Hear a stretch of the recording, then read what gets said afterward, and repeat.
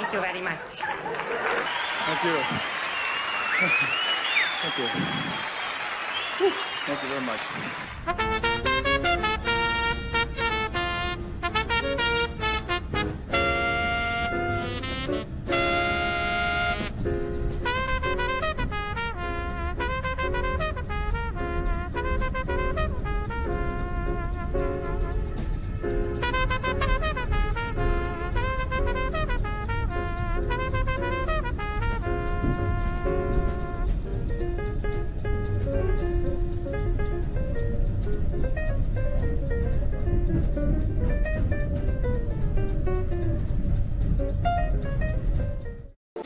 Thank you.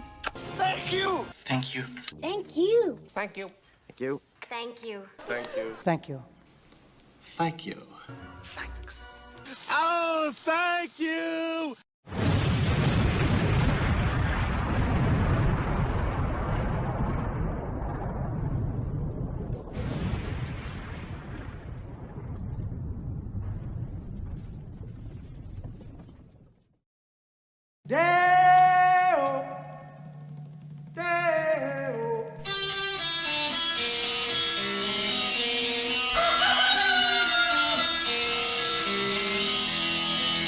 Baby's got a burger and a shooter and that shake is all go down.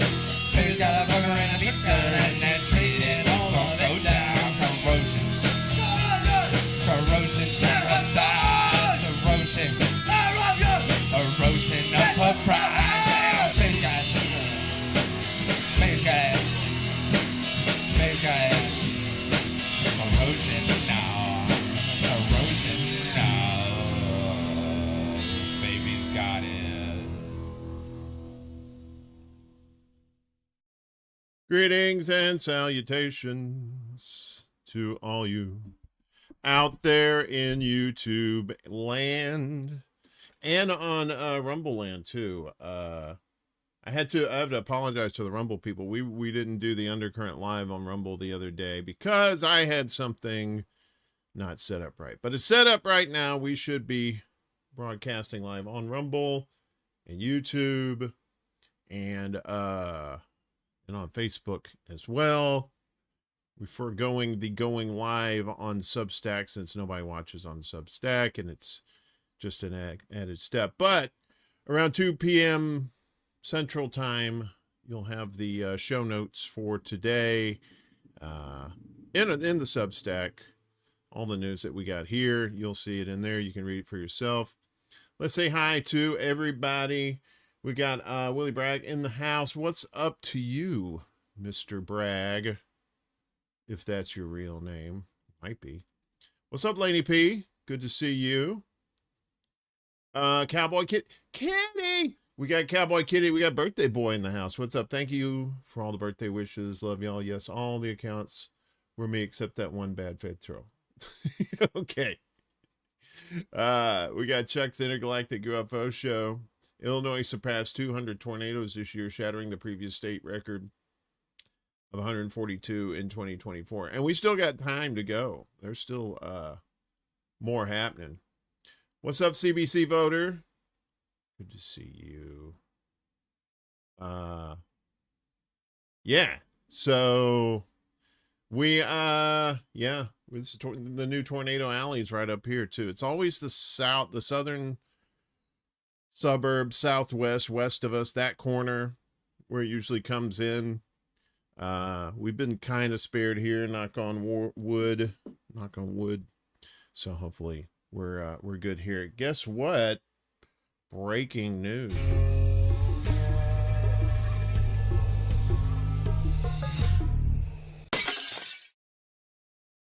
Yeah. So we don't normally get to do this. But this is coming from New York as Luigi Mangione admits shooting healthcare executive as he pleads guilty in federal court. So let's get to the bits and pieces here. Luigi Mangione admitted today, this is the hearing just let out a few minutes ago actually, that he shot a healthcare executive to death outside a hotel in Midtown Manhattan in 2024 as he pleaded guilty to federal stalking charges. So that's what he pled guilty to two counts, I believe, of federal stalking. This is from the New York Times. I shot Mr. Thompson in Manhattan, Mangione told the judge. I'm not putting those misters in there. That's some weird New York Times shit.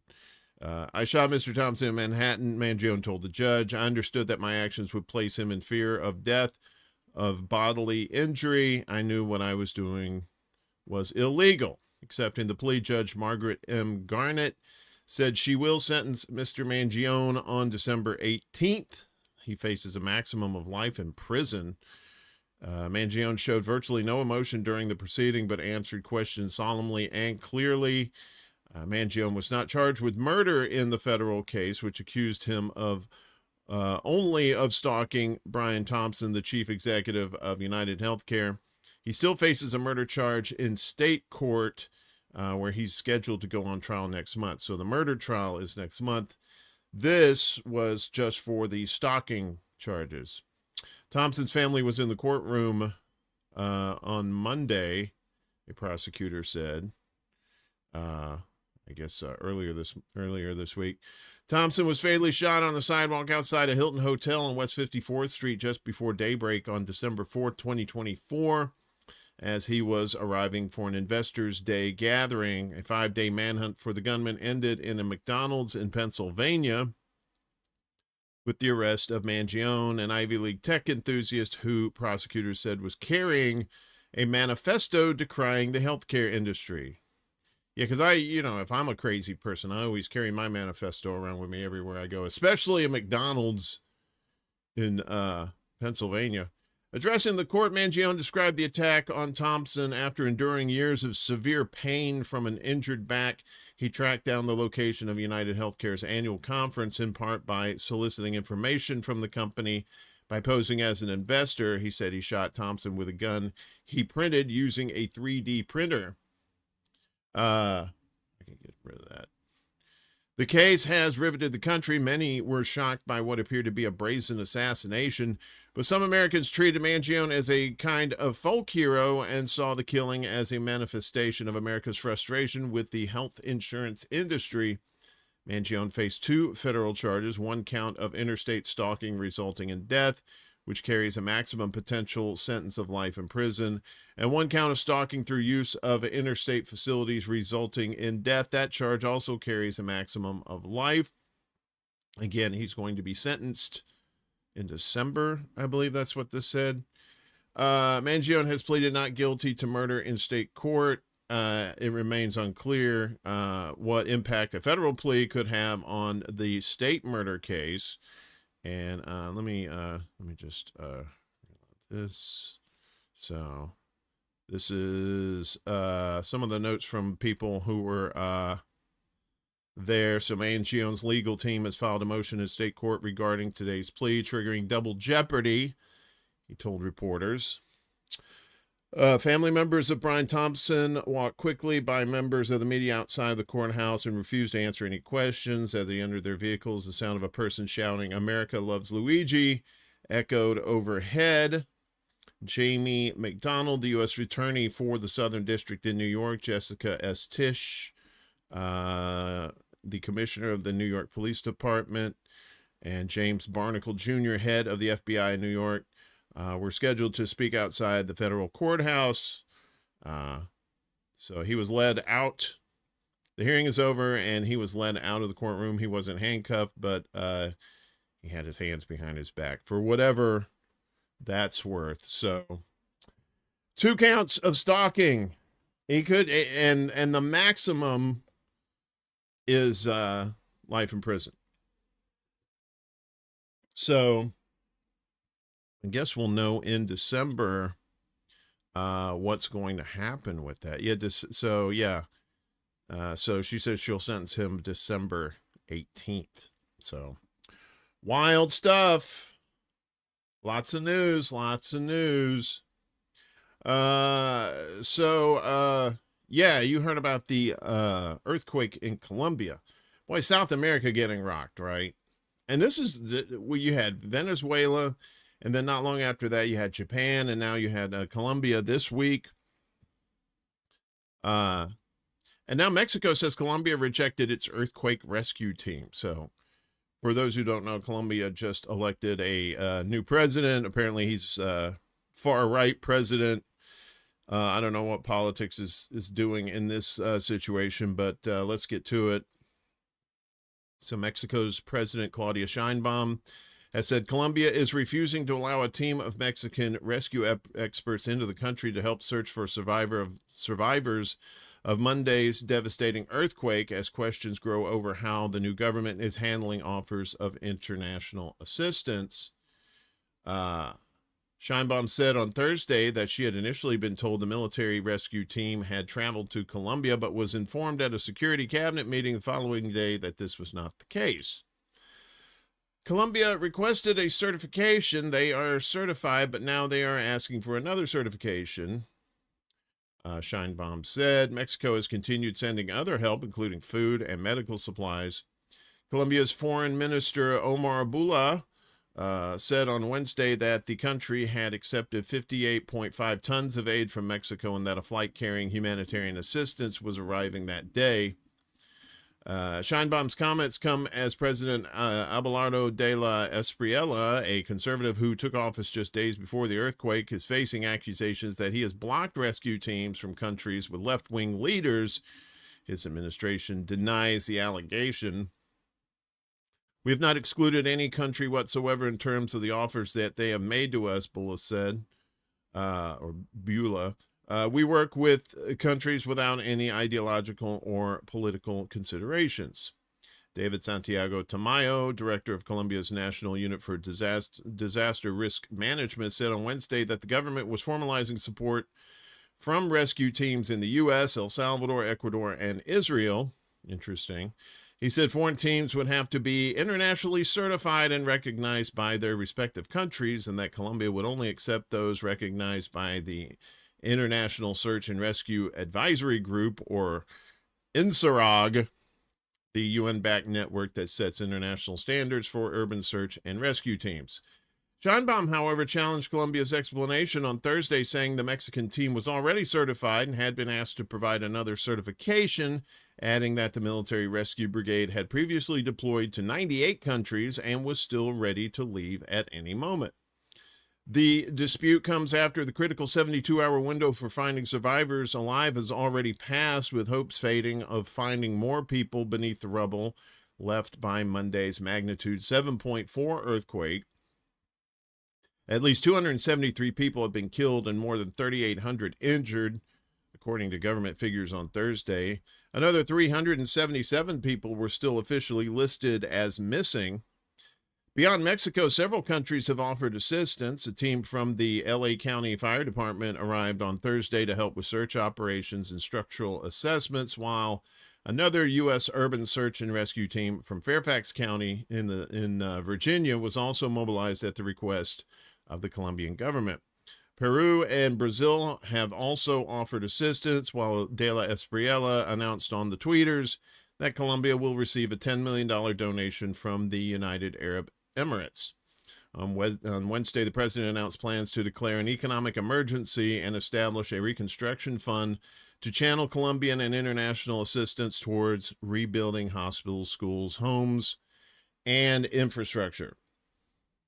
So that's the latest from Colombia with, as we said, the South America getting hammered by these earthquakes. And all of these are on the Ring of Fire. They go around the Pacific there. So a lot of activity there, also, just so you know, if you're not in the know, California, the San Andreas Fault is also part of that system as well. Delicious coffee. Speaking of Colombia, delicious coffee. So the CIA has been caught in more shenanigans. Covert CIA program said to be behind mysterious attacks on Galapagos boats. Where's this from? Is this from the Times? No, it's from the Washington Post. The mysterious strikes targeting multiple Ecuadorian fishing boats near the Galapagos Islands this year were carried out as part of a covert CIA program, the Washington Post has learned. While many details about the agency's involvement were not clear, one person with knowledge of the matter said the strikes were part of a covert action program, a type of secret operation overseas that is approved by the president, but where the role of the U.S. government is not publicly acknowledged. I think they call those black ops. I believe that's what it is. No racism intended, by the way. When I say black ops. The person spoke on the condition of anonymity because of the subject sensitivity. No agency or government has claimed responsibility for the incidents, including the disappearance in January of a fishing vessel and 8 of its crew members. The CIA's involvement adds a new and secretive dimension to the Trump administration's otherwise highly publicized campaign against alleged drug traffickers at sea. It was not clear whether other actors were involved, such as private contractors or authorities from other countries. The CIA declined to comment for this report. Shocking, I know, right? Several members of congressional intelligence committees contacted by the Post declined to comment as well. The strikes are separate from the Pentagon's campaign against alleged drug boats that began last fall. Those strikes have been fiercely criticized by human rights groups and some Democratic lawmakers who say they are extrajudicial murders, which they absolutely are. I mean, they're just bombing these boats. They don't stop them. They don't check them to see if they actually have drugs. They're just bombing boats. Plain and simple. The administration has justified the strikes by equating narco-terrorists with militants assaulting the United States. Yes, that's another drinking game, calling people terrorists in order to put them in jail or murder them without any type of punishment. The 8 missing Ecuadorian nationals were aboard a 52-foot long-line fishing boat called the Fiorella. The men on 2 boats that were struck in March, the Negra Francisca Duarte II and the Don Maca, all survived. In interviews with the Post, survivors said that small quadcopter drones either dropped munitions on the vessels or detonated by crashing into them, kamikaze style. The men said they were then taken aboard a nearby ship, hooded and cuffed by armed men and transported to El Salvador, only to be returned later without explanation to Ecuador. In each of the incidents, a high-end business jet equipped with specialized surveillance technology flew from El Salvador in the direction of the fishing vessels on the days of the strikes and in the days prior, according to flight and ship tracking data. Details about the plane and the pattern of its flights before the incident suggest it may be linked to the secret CIA program. Yeah, so there's a little map of something there. Radio communications and flight tracking data reviewed by the Post showed the plane, a Cessna Citation Longitude, arriving in El Salvador from Tennessee with a crew of 6 in November. It flew under a U.S. registration number, according to radio transmissions, and taxied to a military section of the airport upon landing. Available FAA documents show no aircraft registered to that number.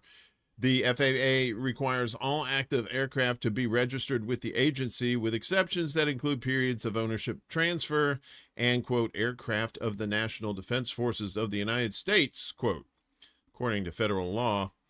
That registration number had been reserved by a company that has no obvious website and lists its address as a mailbox at a UPS store in Virginia, records show. You know what else is in Virginia? Langley. You know what's in Langley? The CIA. Photos show that the plane had been equipped with surveillance technology, including a belly radome, an enclosure on the underside to shield radar equipment. The New York Times reported on the plane Wednesday. The plane operated out of Ilopango International Airport, a small airport that was a hub for covert U.S.-backed operations in Nicaragua in the 1980s. The airport on the outskirts of San Salvador is separate from El Salvador's main international airport, where the U.S. military maintains an official outpost. On January 20th, the day the Fiorella vanished, communications with the tower captured the plane's departure shortly before dawn. Phoenix 701, the pilot said in English with an American accent, departing runway 33. The 3 incidents have alarmed human rights organizations, spurred a probe by a prosecutor in Ecuador, and left some Democratic lawmakers in Washington pushing for answers. In response to questions from the Post, U.S. military denied knowledge of the incidents. Deny. Ecuador's armed forces did not respond. The Salvadorian government did not respond to requests for comment. After the attack on the Negro Francisco Duarte II, El Salvador's Navy said it had conducted a humanitarian operation to transport 16 shipwreck survivors, all Ecuadorian nationals. 2 of them were injured, with one of them burned on his back, and were taken to a hospital, the Navy said. So there's more here, but you get the gist. CIA up to no good.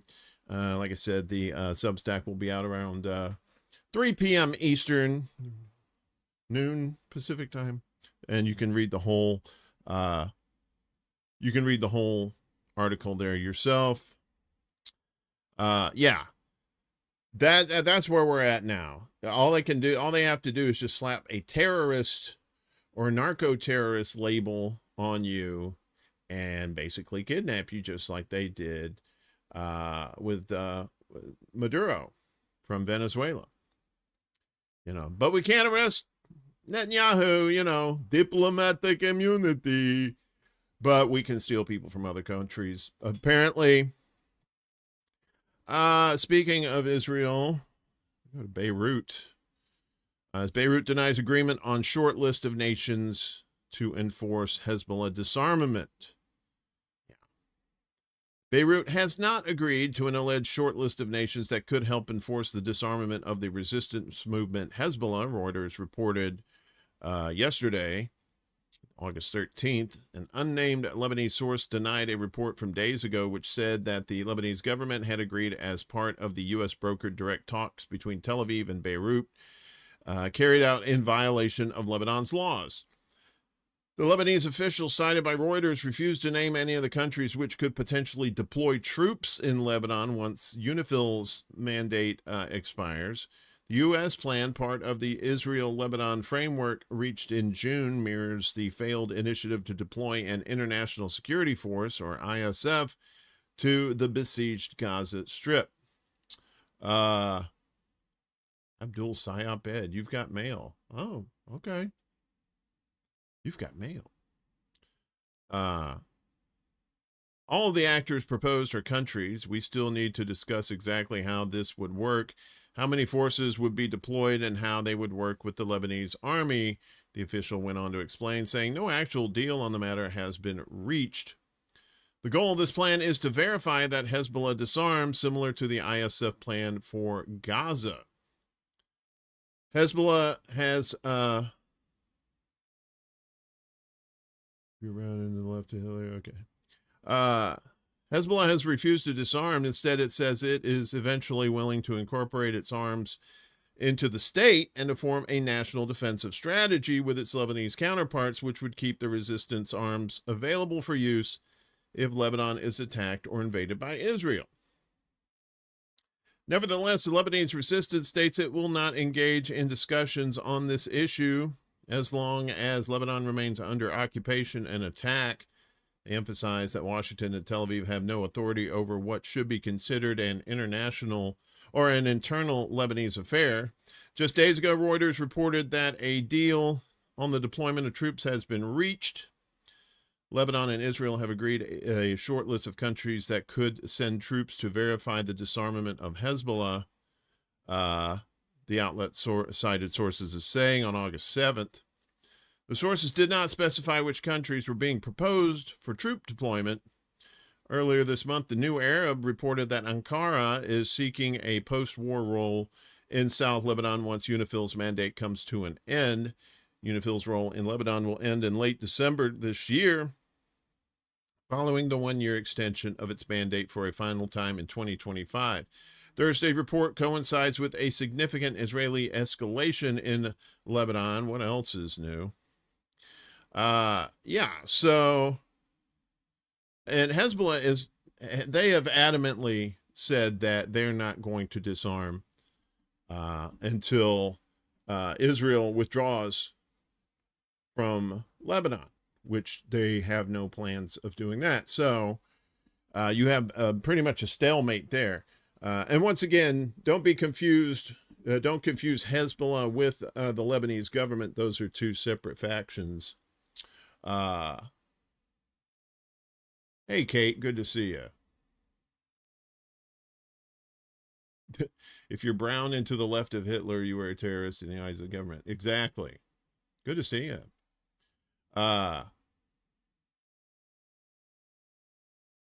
Yeah. So, Beirut is denying that. And, you know, it's always some Israeli fuckery that's going on in there, right? Meanwhile, here in America, Lebanese Americans sue U.S. over Israel's rights abuses in the Lebanon war. Interesting. Going to the courts. Dozens of Lebanese Americans have filed a class action civil lawsuit against the U.S. government and several defense contractors, saying their role in Israel's war in Lebanon is a violation of a U.S. law that bars assistance to foreign governments known to be committing human rights abuses. The lawsuit filed on Tuesday in the U.S. District Court in Michigan named Secretary of State Marco Rubio, Aquaman himself, as well as Lockheed Martin, Boeing, and Caterpillar as defendants. The plaintiffs are the Michigan-based Arab American Civil Rights League group and 16 individuals, all U.S. citizens with property in Lebanon that has been impacted by what they claim is indiscriminate use of force by Israel during the war. Plaintiffs include Nasser Beydoun, a prominent Michigan businessman and politician who alleges in the lawsuit that Israeli forces destroyed his family home in Bint Jbeil, southern Lebanon, without any military necessity or justification. The lawsuit argues that by supplying Israel with funds and weapons used in this manner, the U.S. government is in violation of the Leahy law, which bars military assistance, training, or equipment to foreign militaries that are credibly linked to gross human rights violations. The only problem with that is the U.S. government doesn't recognize Israel as doing these gross human rights violations. You know, they're doing the Sergeant Schultz from Hogan's Heroes. I know nothing. I see nothing. Defense contractors selling equipment to Israel, the plaintiffs claim, similarly should be halted as companies are knowingly helping the country commit illegal actions in the conflict. The law is very clear and has been enforced around the world, but when it comes to Israel, there is zero enforcement. Nabi Ayad, a lawyer and the head of the Arab American Civil Rights League, said on Wednesday. In the Lebanon conflict, Ayad said, "You have credible information about gross human rights violations that have happened, yet you are doing nothing about it." This June, Trumpy acknowledged Israel's indiscriminate use of force in Lebanon, saying, "You don't have to knock down an apartment house every time you're looking for somebody." The lawsuit is seeking to become a class action representing what the plaintiffs say are tens of thousands of Lebanese Americans with property in Lebanon that has been damaged or could later be damaged by Israeli airstrikes and other military activity. The Arab American Civil Rights League has been involved in several major civil rights lawsuits in recent years, including a challenge against the previous Trump administration's so-called Muslim ban, a lawsuit that sued major banks for discriminating against Muslim and Arab Americans, and a 2023 suit seeking to compel the U.S. to help evacuate U.S. citizens trapped in Gaza. So, so protests are good, but lawsuits hit them where it hurts. In the old pocketbook, possibly, and there may be charges, but you know how these things go. It sounds good on paper, but does it actually come to fruition? We'll see.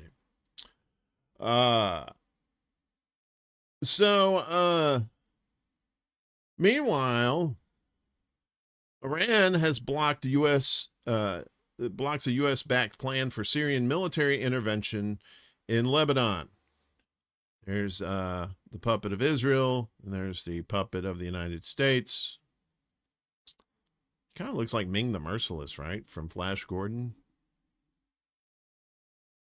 Iran has thwarted a planned Syrian military intervention in Lebanon that was being prepared at the request of the U.S., delivering a direct warning to Damascus that any Syrian military entry into Lebanese territory would be met with a regional response, according to Iranian sources cited by U News. The Iranian warning included threats to stir up the Syrian-Iraqi border, open a confrontation line in Homs, support Alawite movements in the Syrian coastal region, and encourage the Kurds to return militarily to the outskirts of Aleppo. The warning was not directed solely at Damascus. It also reached Ankara, Baghdad, Doha, and Riyadh, carrying the message that any Syrian adventure, it sounds like, like some sort of Syrian Indiana Jones, that any Syrian adventure against Hezbollah in Lebanon would not remain confined to the Bekaa Valley, but could turn into a broad regional confrontation within Syrian territory. Iran succeeded in transforming any potential Syrian intervention in Lebanon from a military option that could be marketed to the U.S. into a high-cost regional adventure. There's that word again, sources said. The Iranian warning, which reached Damascus through Turkish channels, included a threat of Iranian ballistic missile strikes that would begin from Damascus and include, in the first wave, more than 100 strategic targets, foremost among them the Syrian presidential palace. Yikes! We're coming for your house. Yeah, it's wild. The U.S.-backed scenario, a three-pronged offensive into Lebanon. So the scenario promoted by figures linked to the U.S. Embassy in Lebanon involves sending Syrian armed units from the Masna crossing towards Chatura in the Lebanese Bekaa and on to the city of Zaleh, simultaneously with mobilization from the eastern highlands toward the city of Baalbek. The proposed scenario also includes declaring the city of Tripoli a Syrian zone of influence, with advancing forces benefiting from local environments, particularly in some Sunni majority areas. The presumed goal of the operation is to strike Hezbollah's rocket infrastructure in the Bekaa and to create military and political pressure that would force the party to withdraw or accept new security arrangements. Iran's warning has prompted regional parties to reassess the cost of the scenario, especially since Syria, emerging from deep military and political transformations, does not appear capable of enduring a new internal war. Yeah, and remember, Israel basically bombed about 90% of their fighting force equipment and munitions. Hezbollah is treating the information about a potential Syrian intervention extremely seriously and has taken precautionary measures in the Bekaa in anticipation of any possible Syrian incursion. Hezbollah does not view the scenario as a separate Syrian operation, but rather as part of the U.S.-Israeli regional pressure aimed at dismantling the structure of resistance in Lebanon from the east following Israel's failure to achieve a decisive result in the south. Iraqi intelligence chief Hamid al-Shatri visited Damascus and informed Syrian officials of Baghdad's rejection of any Syrian military expansion into Lebanese territory.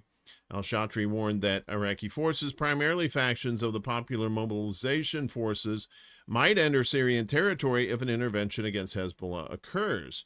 The Iraqi position added a further layer of deterrence to the Iranian warning, signaling that Damascus could face military pressure not only from within Syria, but also from its eastern border. The UAE is enthusiastic about funding any Syrian military operation in Lebanon, with officials quoted as ready to pay troop salaries as well as finance combat operations. Oh, UAE, you are so silly. Got your ass handed to you by Iran and you want another spanking. Okay. This financial backing suggests that the UAE views the intervention as an opportunity to curtail Hezbollah's influence in Lebanon, despite the broader regional risks that Iran has highlighted. Qatar rejects Syrian intervention in Lebanon, while Saudi Arabia does not object to an intervention as long as it is within arrangements that weaken Hezbollah without igniting the region. Good luck with that.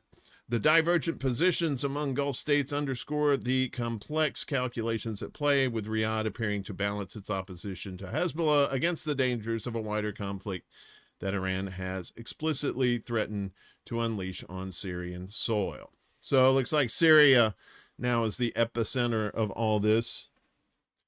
Yeah.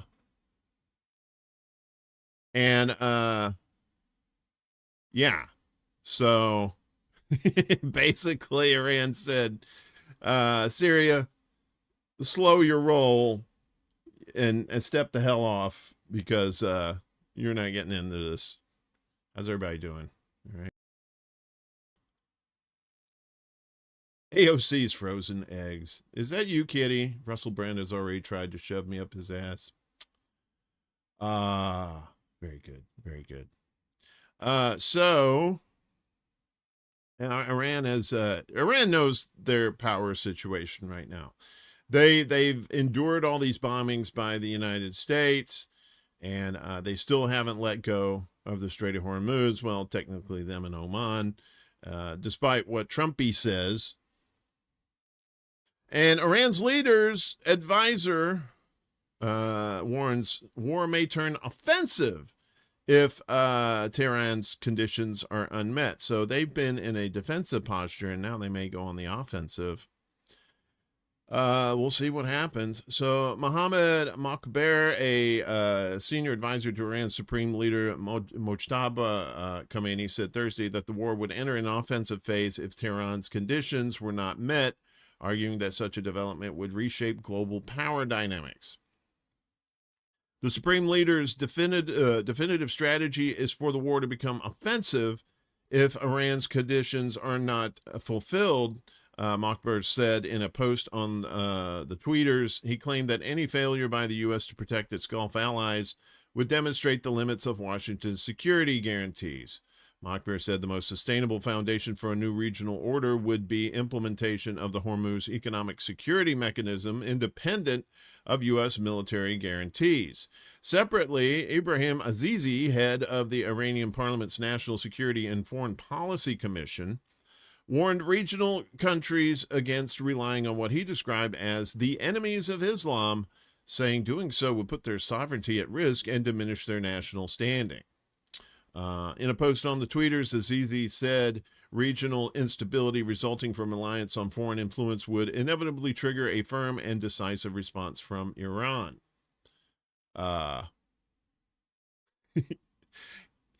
Kitty, I know you got like 30 different you got 30 different accounts. So yeah, of course you've been you've been discovered. That's all right. They're fun. The remarks came amid ongoing Iran-Oman negotiations on new navigation arrangements in the Strait of Hormuz, or as Scott Besant calls them, or Besant calls them, the Strait of Vermouth. I'll never get over that. Following the recent U.S.-Iran war, Tehran has promoted the proposed Hormuz mechanism as a framework for managing security and commercial navigation in the strategic waterway. Earlier Thursday, Iran's Khatam al-Anbiya central headquarters rejected U.S. claims that Washington had ensured freedom of navigation through the Strait of Hormuz, calling them baseless lies. In a statement carried by state broadcaster IRIB, the military command said the strait remains under the full management and control of Iran, and claimed that no commercial vessel or oil tanker could safely transit the waterway without the authorization and supervision of the Iranian armed forces, and of course without the explicit consent of Major League Baseball. You made those ones today. Are you the Abdul Sayyap one too? It's nice. It's nice to see you're being creative.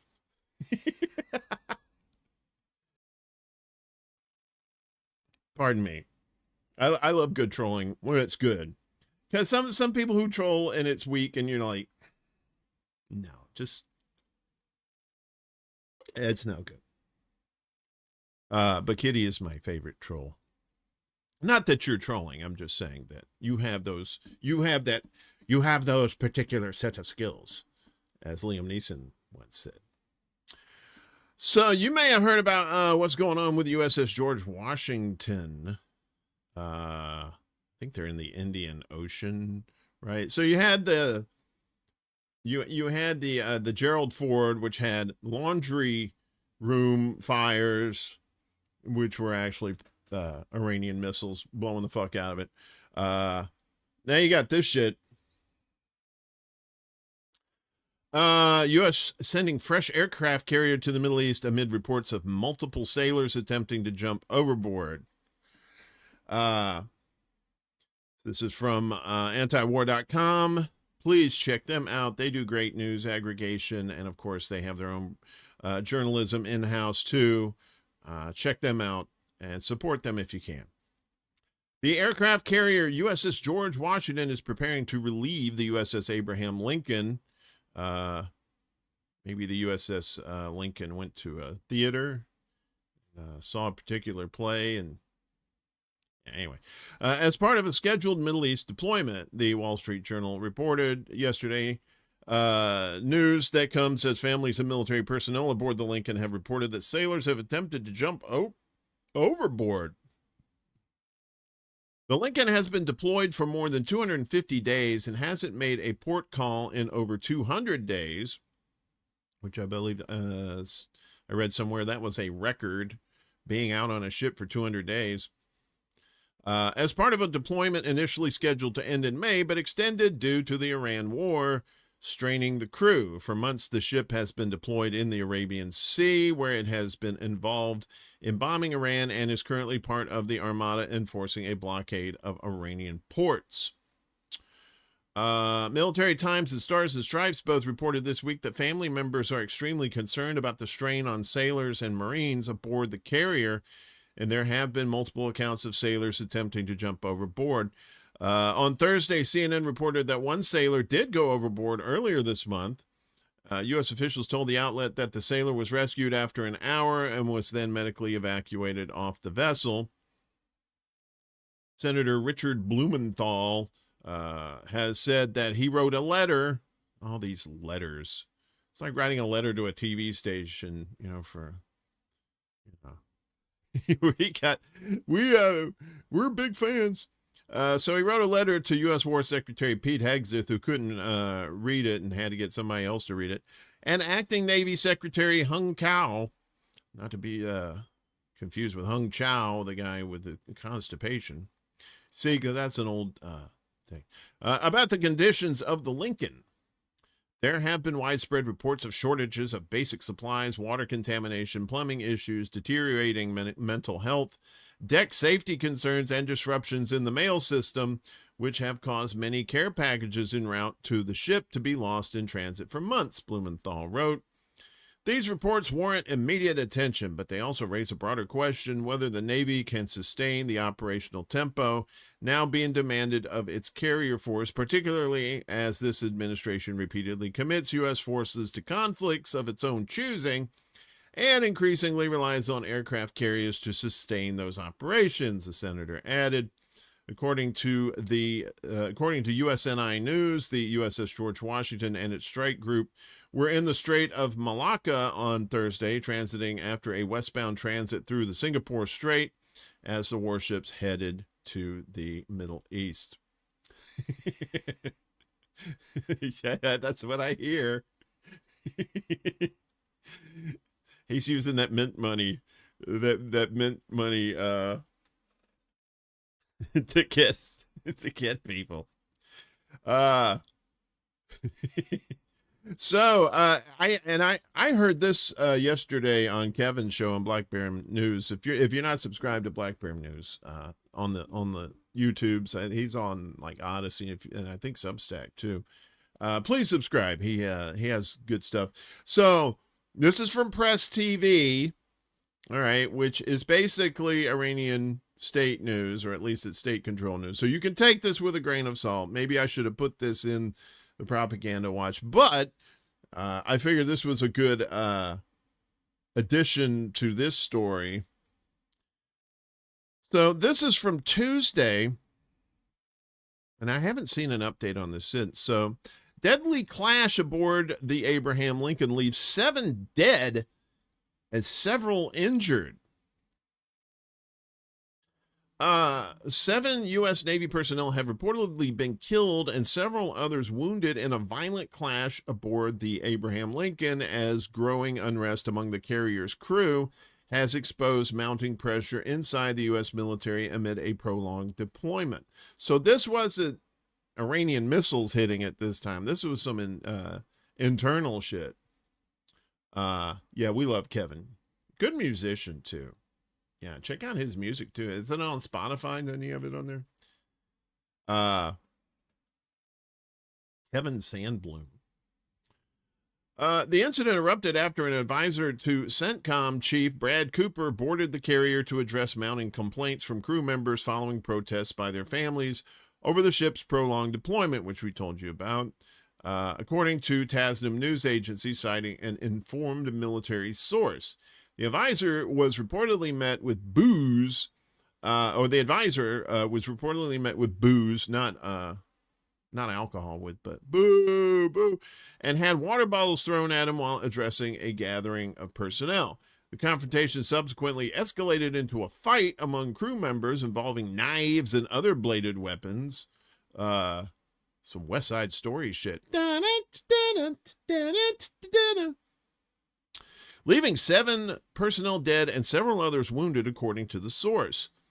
The atmosphere aboard the carrier remains tense and unsettled, Tasnim reported. The Abraham Lincoln has been deployed for 263 days and hasn't docked for 200, or spent 208 consecutive days at sea, and is currently operating in the Indian Ocean, where its primary mission is to enforce an illegal naval blockade on Iran. As we said, the George Washington's coming to replace it. The carrier has spent 208 consecutive days at sea, the longest continuous deployment of any U.S. aircraft carrier in the modern era, apart from a brief stop in Oman in July. The reported violence comes amid growing concerns over the living and working conditions facing the roughly 5,000 sailors and Marines aboard the carrier. And this is kind of the same thing. Personnel have reportedly protested inadequate food supplies, with meals reduced to as little as a half a cup of rice and 2 pieces of meat. The carrier's laundry facilities have also been out of service for 2 weeks. It's always that damn laundry. The military can't make laundry facilities for shit, apparently. While mold in shower areas has caused fungal infections among crew members. Military families have raised concerns about exhaustion, mental health, and the impact of the prolonged operational tempo on the crew's ability to safely perform their duties. We told you about the guys jumping overboard or trying to. At a meeting in San Diego on Thursday around, I guess this was last Thursday, around 200 relatives confronted acting U.S. Navy Secretary Hung Cao over conditions aboard the carrier and the lack of a clear date for the crew's return home. The reported deaths aboard the Abraham Lincoln follow another serious incident involving the USS Gerald R. Ford. On March 12th this year, a fire broke out in living quarters housing around 600 crew members, leaving 200 personnel injured. The Ford subsequently took the injured to a naval facility on the Greek island of Crete before being forced to return to the United States. Yeah, it's, oh, he's at band camp? Okay. Bandcamp, my bad. Hey Wesley, what's going on? Yeah, if you're talking about Luigi, the maximum is life in prison, but he's going to be sentenced in December, so we'll know then what he's going to get. And then he still has that murder trial next month. This was a separate thing for stalking, so for those who missed it at the top there. Luigi Mangione pleads guilty to two counts of stalking, and as we said, next month he'll be on trial for the murder charges.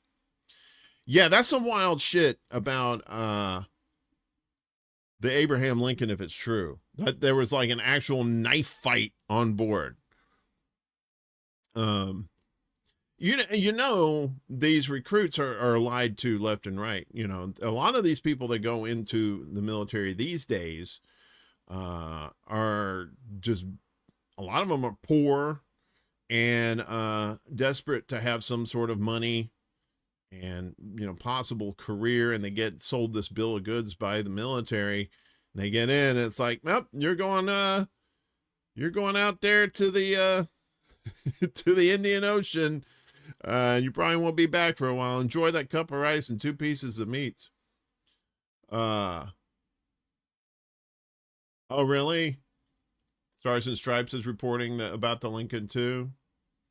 That's interesting. Let's where is that?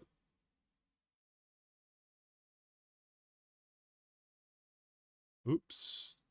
Let me see. My bad. Hold on a second. Let me see if I can pull this up. Not the fastest gun in the West. Okay, let me just pour this up. Interested, so let me just read over this. Aircraft that was sent to decay. Japan. This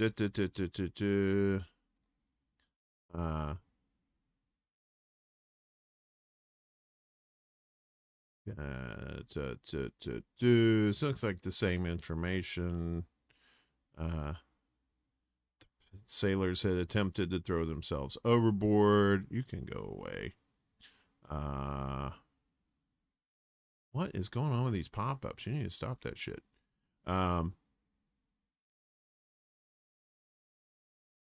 Okay, so it doesn't mention anything about the knife fight, so it's basically the same information. Like I said, you know, to be fair, it could be their form of propaganda. Maybe they're making it up to make it sound like, you know, that things are worse than it is, or because the United States has lied to us and everybody else so much that them sweeping that under the rug wouldn't be far-fetched either. So and it seems like Press TV was the only one reporting on that too. I didn't see anyone else reporting on that, probably for fear of some sort of retribution. Meanwhile, the United States is running out of shit to bomb people with. So U.S. lost a quarter of its Reaper drones in the Iran war, according to the Washington Post. There's a Reaper drone there, an MQ-9 Reaper. Don't fear the Reaper because there's none left. It's because they're practically gone. U.S. military lost 45 MQ-9 Reaper drones, or a quarter of its entire supply of the reconnaissance craft during the war on Iran. The Washington Post has reported the loss cost the U.S. taxpayers, or at least cost federal funds, an estimated $1.3 billion. Money could have been well spent elsewhere in the United States. The loss figures were revealed by the Washington Post on Thursday, citing 3 unnamed U.S. officials. A 4th U.S. official told the newspaper that not all the lost drones were shot down. Some, they said, crashed after losing communications with their operator. They're probably using like one of those things with the joysticks. You know. You're a terrible kitty.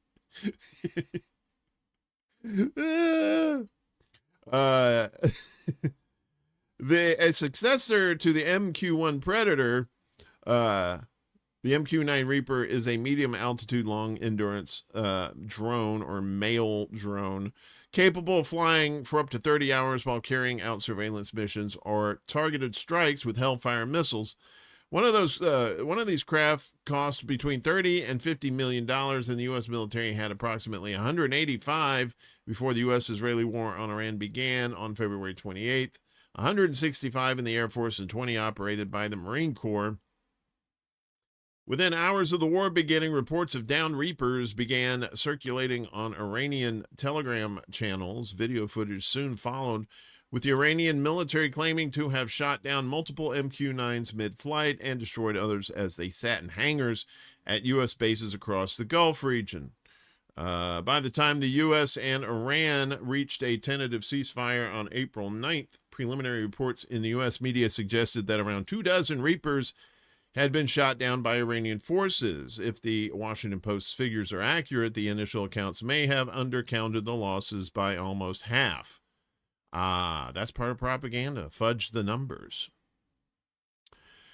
The MQ-9 Reaper entered service with the U.S. Air Force in 2007 and was extensively used in Iraq, Afghanistan, and in the U.S.'s undeclared wars in Pakistan, Somalia, Yemen, and beyond. Synonymous with President Barack Obama's drone assassination program, we tortured some folks, blew them up too. The MQ-9 Reaper was viewed as untouchable until 2017, when Houthi forces in Yemen managed to shoot one down with a Soviet-era anti-air missile. Oh, the hubris of the United States. Yes, our military equipment is invincible. Wait, what? They used something from the 80s to shoot it down? A string of losses followed, and by the time the U.S. and Israel began striking Iran in February, the Reaper was already considered obsolete and ineffective against any military with anti-air capabilities. However, the U.S. has no viable replacement for the Reaper. General Atomics stopped production of the drone in 2020, and the Pentagon is not expected to launch its program to select a successor until later this year. Meanwhile, the Senate Armed Services Committee has recommended that MQ-9 production be restarted, while Air Force Deputy Chief of Staff David Tabor told a Senate hearing in June that the Pentagon is looking at options to buy back as many of the MQ-9As as we possibly can from U.S. allies. The Reaper is one of multiple weapon systems left in short supply by the Iran war. The U.S. has reportedly used more than half of its Patriots, and 80% of its THAAD anti-air missiles, and a third of its Tomahawk cruise missiles since February 28th. All that, and the Strait of Hormuz still closed. Trumpy has denied that the U.S. is facing a missile shortage, but has asked Congress for $87.6 billion to cover urgent needs related to the war, including $21 billion for munitions. Of course, he's like, everything's fine. We got like 1 billion missiles that we can use. We've got the Death Star that we can pull out of mothballs if we need to. Fucking psycho. God damn you, kitty.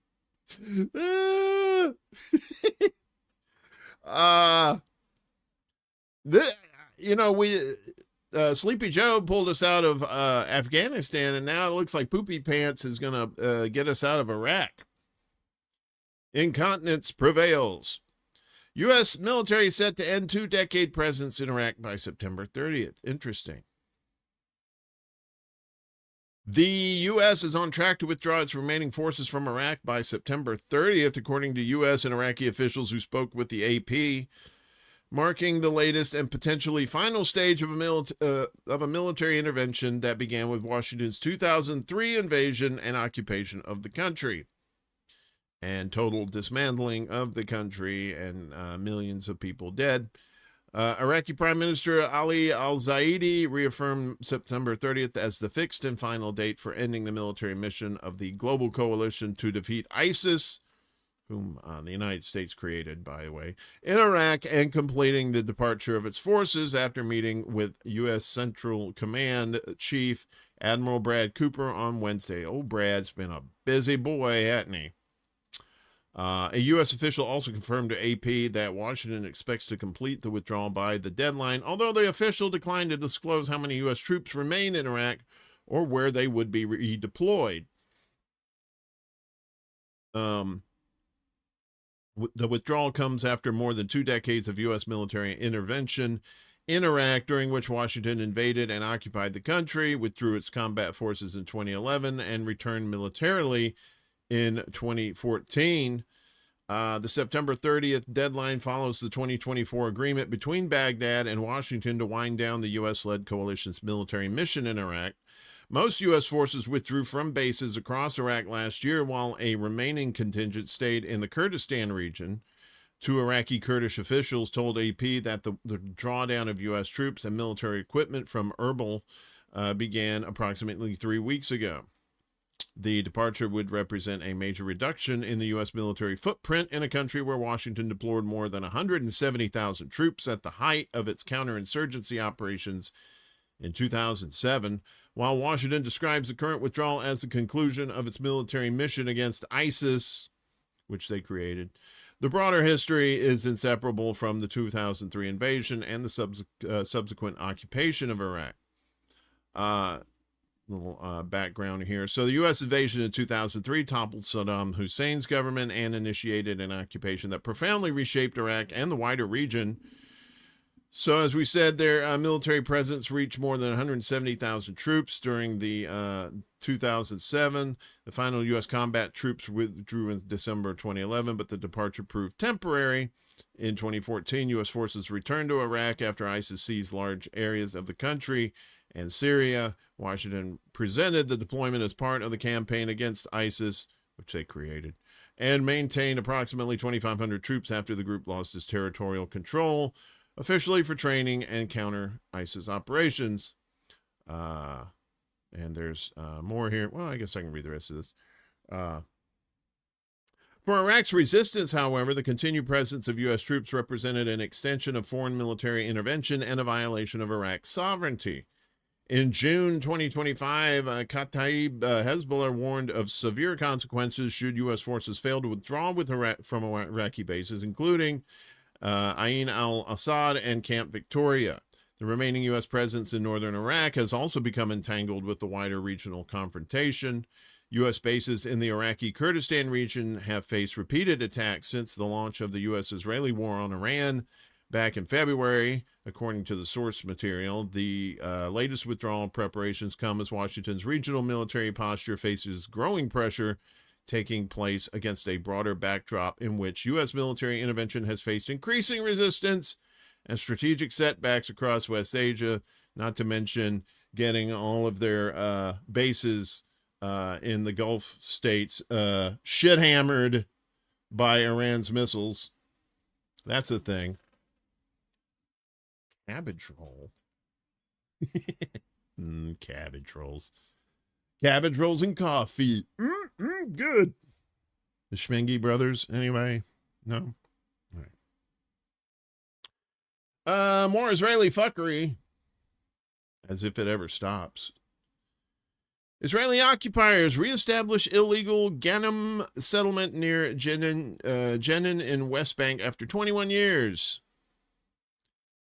Israeli occupiers on Thursday reestablished the illegal Ganem settlement on Palestinian land east of Jenin, or Jenin, in the northern occupied West Bank, 21 years after it was evacuated under Israel's 2005 disengagement plan, the Palestinian news agency Wafa reported. Israeli forces closed entrances and side roads along the main route from Hadad roundabout to the Al-Jalama military checkpoint, saying the measures were intended to secure occupiers and their leaders taking part in the reestablishment of the illegal settlement, the agency said. Participants included Yossi Dagan, head of the so-called Northern West Bank Settlements Council. I guess that's their version of the HOA. Israeli Defense Minister Israel Katz, Communications Minister Shlomo Kari, and members of the Knesset, according to Wafa. Tariq Igbaria, head of the settlement file in Jenin province, said the occupiers' return to Ganem, or Ganim, I'm not quite sure, represented a dangerous development that redraws Jenin's geopolitical map and imposes new facts on the ground. The reestablishment of the settlement would cut the province apart, turn the area into something resembling a military barracks, increasing attacks and confrontations, and threaten geographical continuity between Palestinian communities, he said. The move reflects the dominance of occupiers and settlement councils over the extremist occupation government and undermines the possibility of establishing a geographically contiguous Palestinian state, Igbaria added. The reestablishment of Ganem comes days after Israel began demolishing 27 Palestinian buildings in Jenin province, while far-right finance minister Bezalel Smotrich said the demolitions were paving the way for renewed settlement there. Fucking psychos. In late 2025, the Israeli government approved the reestablishment of Ganim and Kadim near Jenin as part of a decision to establish or reorganize 19 illegal settlements in the occupied West Bank. In March 2023, the Knesset amended the disengagement plan law, removing restrictions that had barred Israelis from entering and residing in areas of the northern West Bank evacuated in 2005. The plan had provided for withdrawal from 4 illegal settlements and permanent military installations in the area, allowing Palestinian geographical contiguity in the northern West Bank. Israel has begun rolling back restrictions linked to the plan in recent years. According to the latest UN Secretary General's report on settlements, Israeli authorities advanced or approved plans to build 4,750 settlement units in the occupied West Bank, including occupied East Jerusalem, between March 14th and June 12th. On March 25th, the Israeli government also approved the establishment or legalization of 34 illegal settlements in Area C of the occupied West Bank, the largest number approved in a single Israeli government decision, according to the same UN report. UN Security Council Resolution 2334 affirms that Israeli settlements in Palestinian territory occupied since 1967, including East Jerusalem, have no legal validity and constitute a flagrant violation of international law, to which Israel responds, international law? They'd rather obey the international house of pancakes rather than international law. Those jokers. What are you doing here? I need some fluids. What time is it? Yeah. Let's see. So we have a few more here in the old news block. And as with everything that Israel has their evil little digits inside, as far as like thumbs and pies, Israel always hurts the kids the most. Israel holding nearly 370 Palestinian children behind bars in jail. Kids like this one. Nearly 370 Palestinian children are being held in Israeli prisons, many without having been convicted of a crime, according to RT. This is the outfit here. Charlotte Dubensky has reported citing Palestinian and Israeli rights organizations. Wait, Israel has rights organizations? That sounds like an oxymoron. The number of minors held under administrative detention, which allows imprisonment without charge or trial, has almost doubled in just over a year, according to the latest figures from Israel's prison service.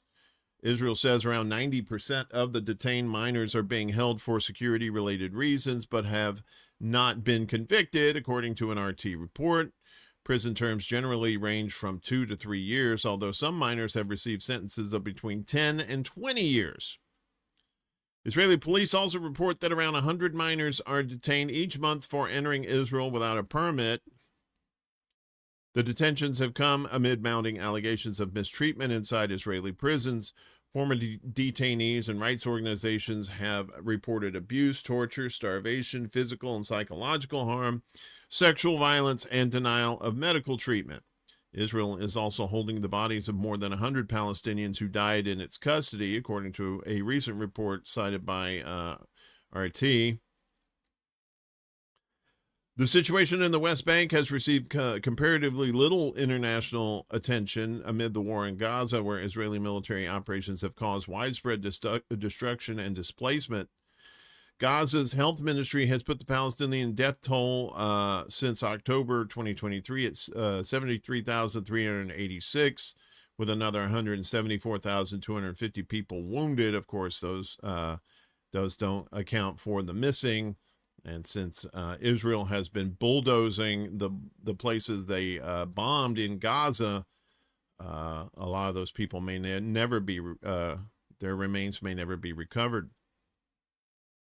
Israel launched its military campaign following the Hamas-led October 7th attack on southern Israel, in which around 1,200 people were killed and more than 250 taken hostage. Meanwhile, arrests and raids have continued across the West Bank, leaving a growing number of Palestinian minors in Israeli custody. So, yeah. So when they're not killing kids, they're putting them in prison. Yes. Our greatest ally, folks. The United States' greatest ally. How about that? Meanwhile, Yemen and Saudi Arabia are still at odds. Yemen's maritime blockade forces Saudi oil fleet to go dark. But I thought oil was already dark. See, it's black gold, Texas tea. Yemen's maritime blockade on Saudi shipping has pushed the kingdom's crude exports off the radar in the Red Sea, with tankers forced to turn off their tracking signals to avoid attack, and every recent cargo loaded at Yanbu sailing dark, Reuters reported on Wednesday. Saudi export volumes can no longer be independently verified as a result of the increased invisibility, with ship tracking firms issuing conflicting estimates of the same shipments. Figures the International Energy Agency, the IEA, OPEC, and traders use to gauge world supply and forecast the market. Three firms tracking the same week between August 3rd, or beginning August 3rd, reached three different conclusions.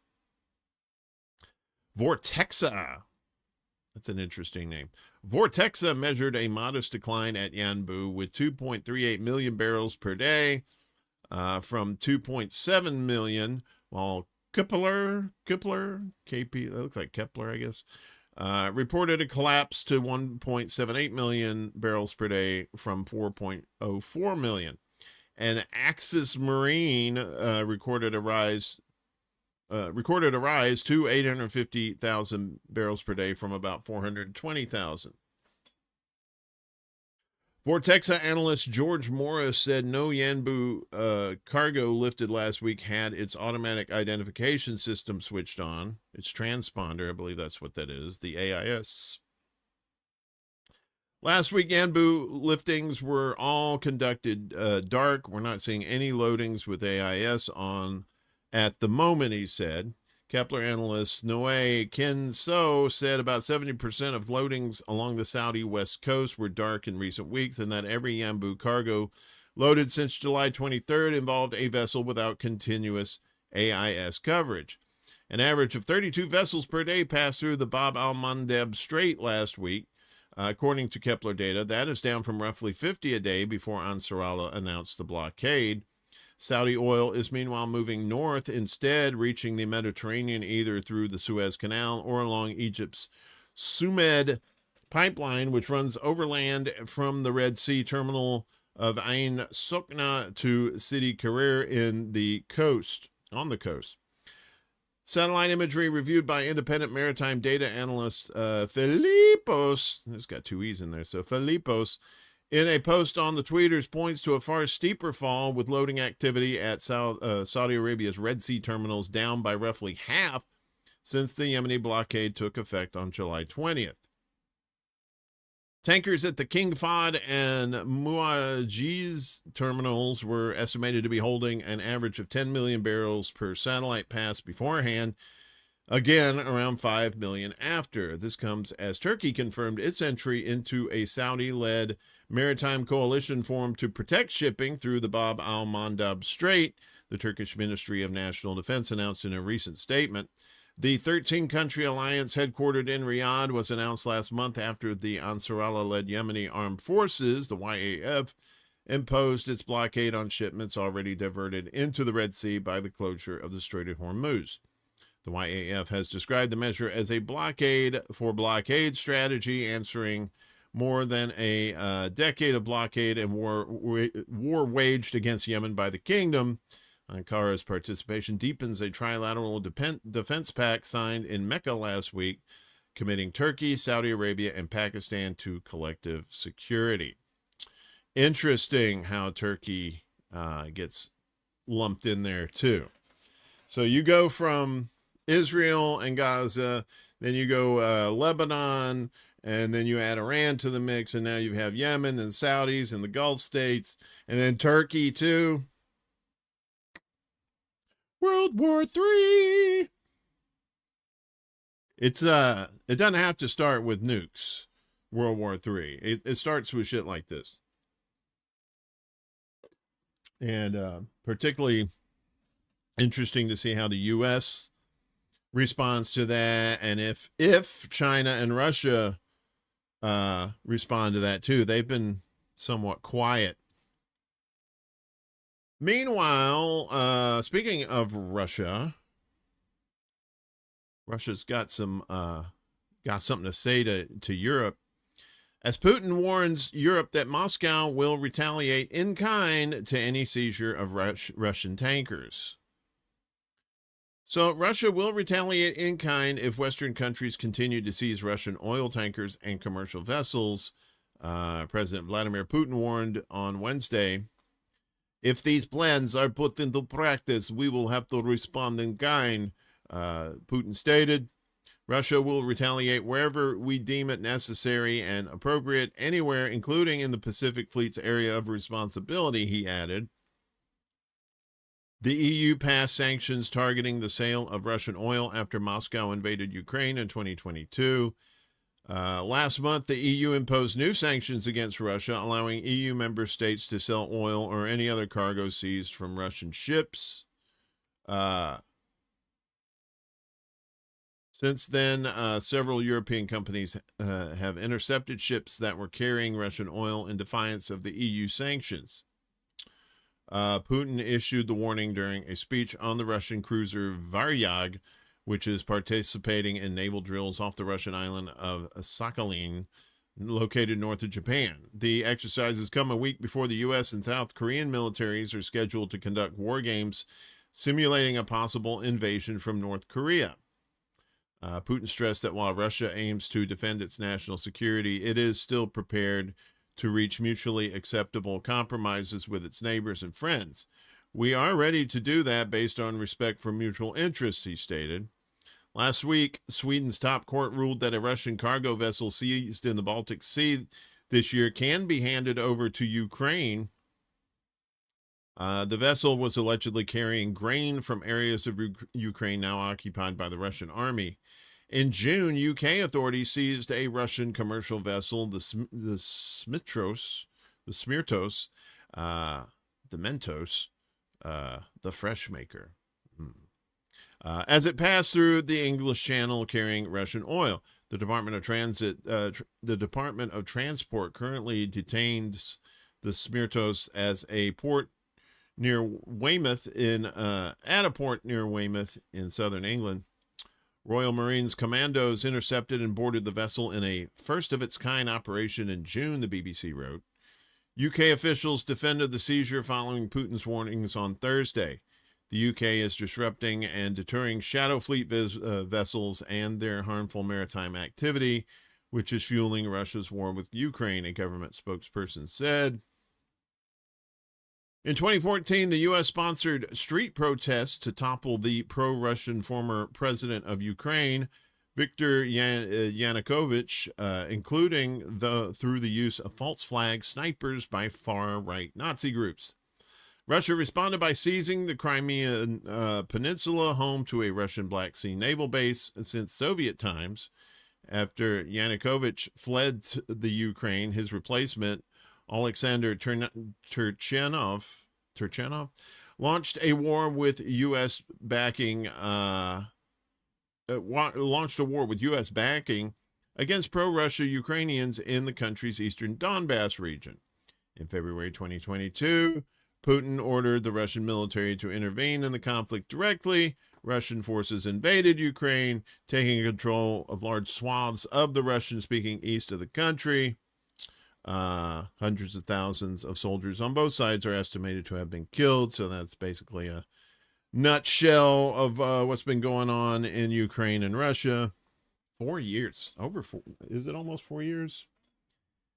Or is it 4 years? Speaking of Europe, cyber attack targets France's public finance system, according to the Economy Ministry. Oh boy. France's tax authority was targeted by a cyber attack that exposed sensitive data belonging to individuals and businesses, the Economy Ministry confirmed yesterday. A malicious actor claimed to have gained unauthorized access to the information system of the Directorate General of Public Finances, or DGFIP. In late June, after stealing someone's identity, according to a ministry statement cited by BFM TV. Initial investigations found that the breach allowed the attacker to view and extract data before the unauthorized access was blocked during an internal audit at the end of June. The breach reportedly involved a compromised internal virtual private network, or VPN, through which the attacker accessed a taxpayer search tool. Authorities are continuing their investigation to determine the precise nature of the compromised data and the number of people affected. The incident could involve millions of users, according to the report. Potentially exposed information includes names, birth details, postal addresses, phone numbers, email addresses, tax identification numbers, withholding tax rates, and records of correspondence with tax officials. Business registration numbers may also have been compromised. The ministry has not confirmed the full list of exposed data. No usernames or passwords were included in the breach, according to the report. France's data protection authority, the CNIL, has been notified about the incident in which they threw baguettes and beignets. Sorry. I love baguettes and beignets. It is très magnifique, right? Got a few items here.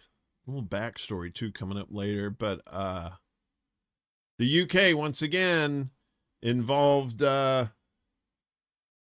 in some shenanigans involving Palestine. What else is new? Sharing of biased and False news has become all too common on social media.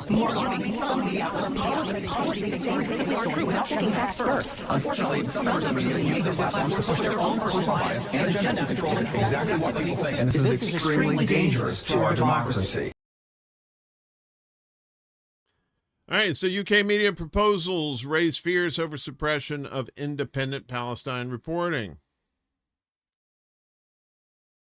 A new campaign is urging the British public to oppose government proposals that could give selected news organizations greater prominence on social media, warning that the measures risk pushing independent media further down users' feeds.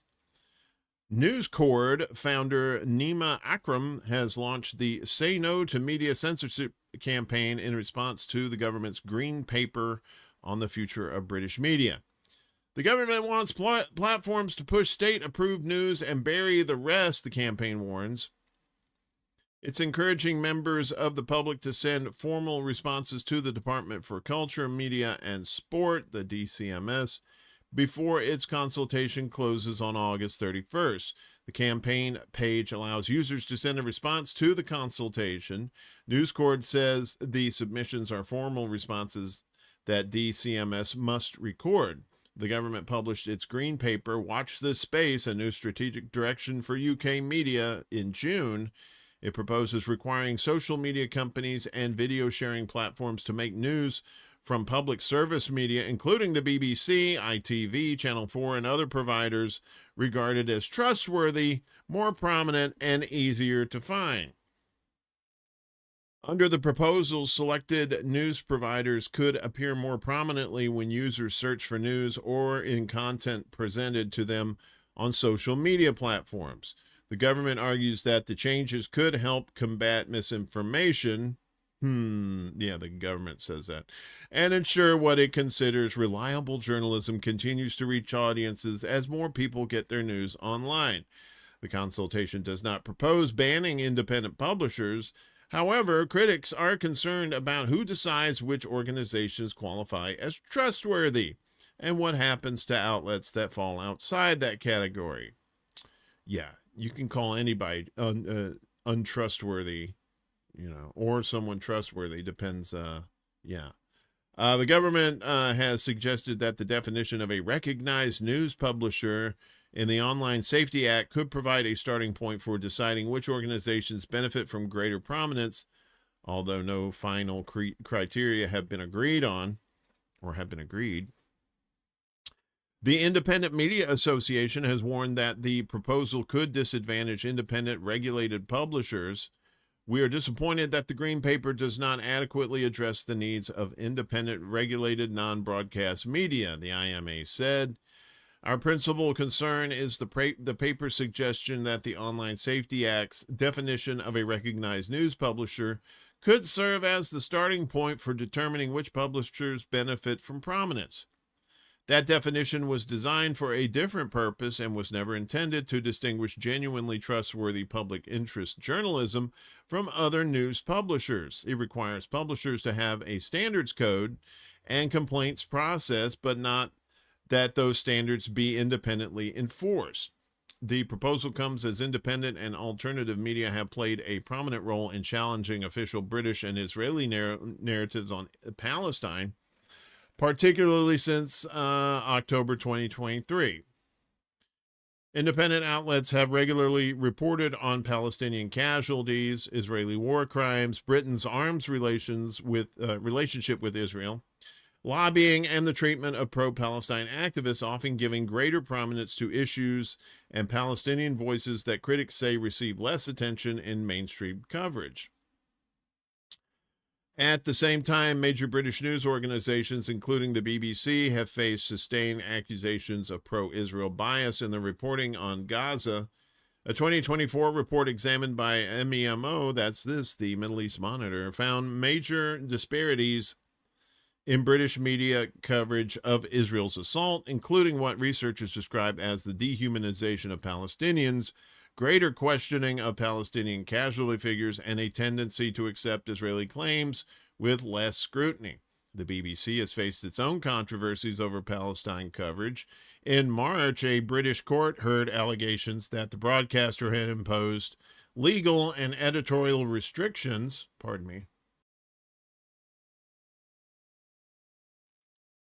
on journalists covering Israel's war on Gaza and had misled audiences through some of its reporting. The BBC contested the claim, sure. What? Us? No. We didn't do all that. Wink, wink. The broadcaster also faced criticism after declining to air Gaza Medics Under Fire. More than 600 media figures signed a letter in 2025 urging the BBC to broadcast the documentary, which examines attacks on Palestinian healthcare workers in hospitals.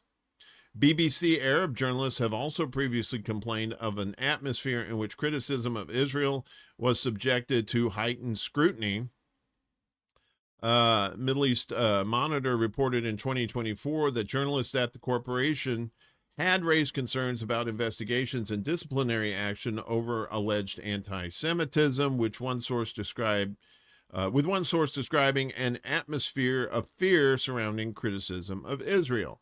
Critics of the Green Paper fear that giving major broadcasters greater prominence could have consequences on the coverage of Palestine. They see the proposal as another potential means of suppressing information and analysis that challenges the dominant political and media narrative on Israel. So good on these groups for trying to keep them honest, although, they're all these media outlets that aren't independent are so heavily bound to Israel in particular and the West. So you always have to push back. You always have to fight back against that, because it's straight up propaganda. I put this in here because I don't trust the DNC as far as I can throw them. And usually their party platforms, almost always their party platforms are just crap. But, with this recent wave of, far left socialists, things seem to be taking a different turn. But, I doubt any of this will ever come to fruition. But Twin victories for human rights as DNC advances resolutions on ICE and aid to Israel. As the war for the future of the Democratic Party rages on, progressives took steps toward a pair of key victories at the DNC on Thursday, advancing one resolution calling to abolish the U.S. ICE and Customs Enforcement Agency, or ICE, and another in support of barring U.S. military aid for Israel. The resolutions, which were both introduced by Louisiana DNC member Michelle Johnson, were approved during a meeting in Austin by the DNC Resolutions Committee and are expected to be put before the full committee for a vote by Saturday, in which they'll say, you know how much money we get from AIPAC? We're not doing that shit. And ICE, ICE, we run on that shit. Through resolutions passed through the resolutions passed through the DNC do not bind lawmakers or presidents to take particular actions, they play an important role. And I put important in quotation marks. They play an important role in legitimizing positions once confined to the margins, but which are fast becoming a consensus among Democratic voters. While it may not actually push Congress to do something, it sends a message that we believe these things, Johnson said during an interview last week. Ultimately, these resolutions can be used in the creation of a platform to guide Democrats for the next 4 years. Can be used, but probably won't be used because the DNC is crap. The first resolution urges Democratic members of Congress to craft legislation abolishing ICE and enacting immigration reform that provides pathways to citizenship, protects workers, and ensures dignity for all impacted people. I got the itchies. It's no good. If passed, it would put the party in line with the majority of its voters, 73% of whom said in an Economist YouGov poll last month that they believe ICE should be abolished, right? It's a position that has been adopted by increasing numbers of lawmakers in the party's progressive wing, like AOC's frozen eggs. Yeah.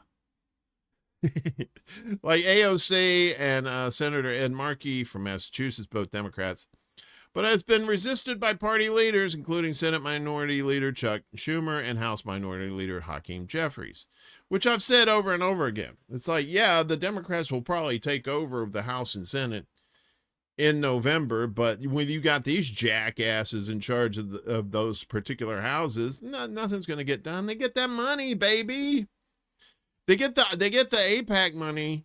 Then they also like, oh, well, we can run against these Republicans on the ICE issue, but we don't really have to abolish ICE, right? Because they don't want to sound like they're not tough on a bunch of fucking pussies. Anyway, as part of the mass deportation crusade during Trump's second term, which has resulted in individuals being detained nationwide with little due process, ICE has increasingly relied on indiscriminate raids, warrantless arrests, and racial profiling while setting up a vast network of opaque detention camps with squalid conditions.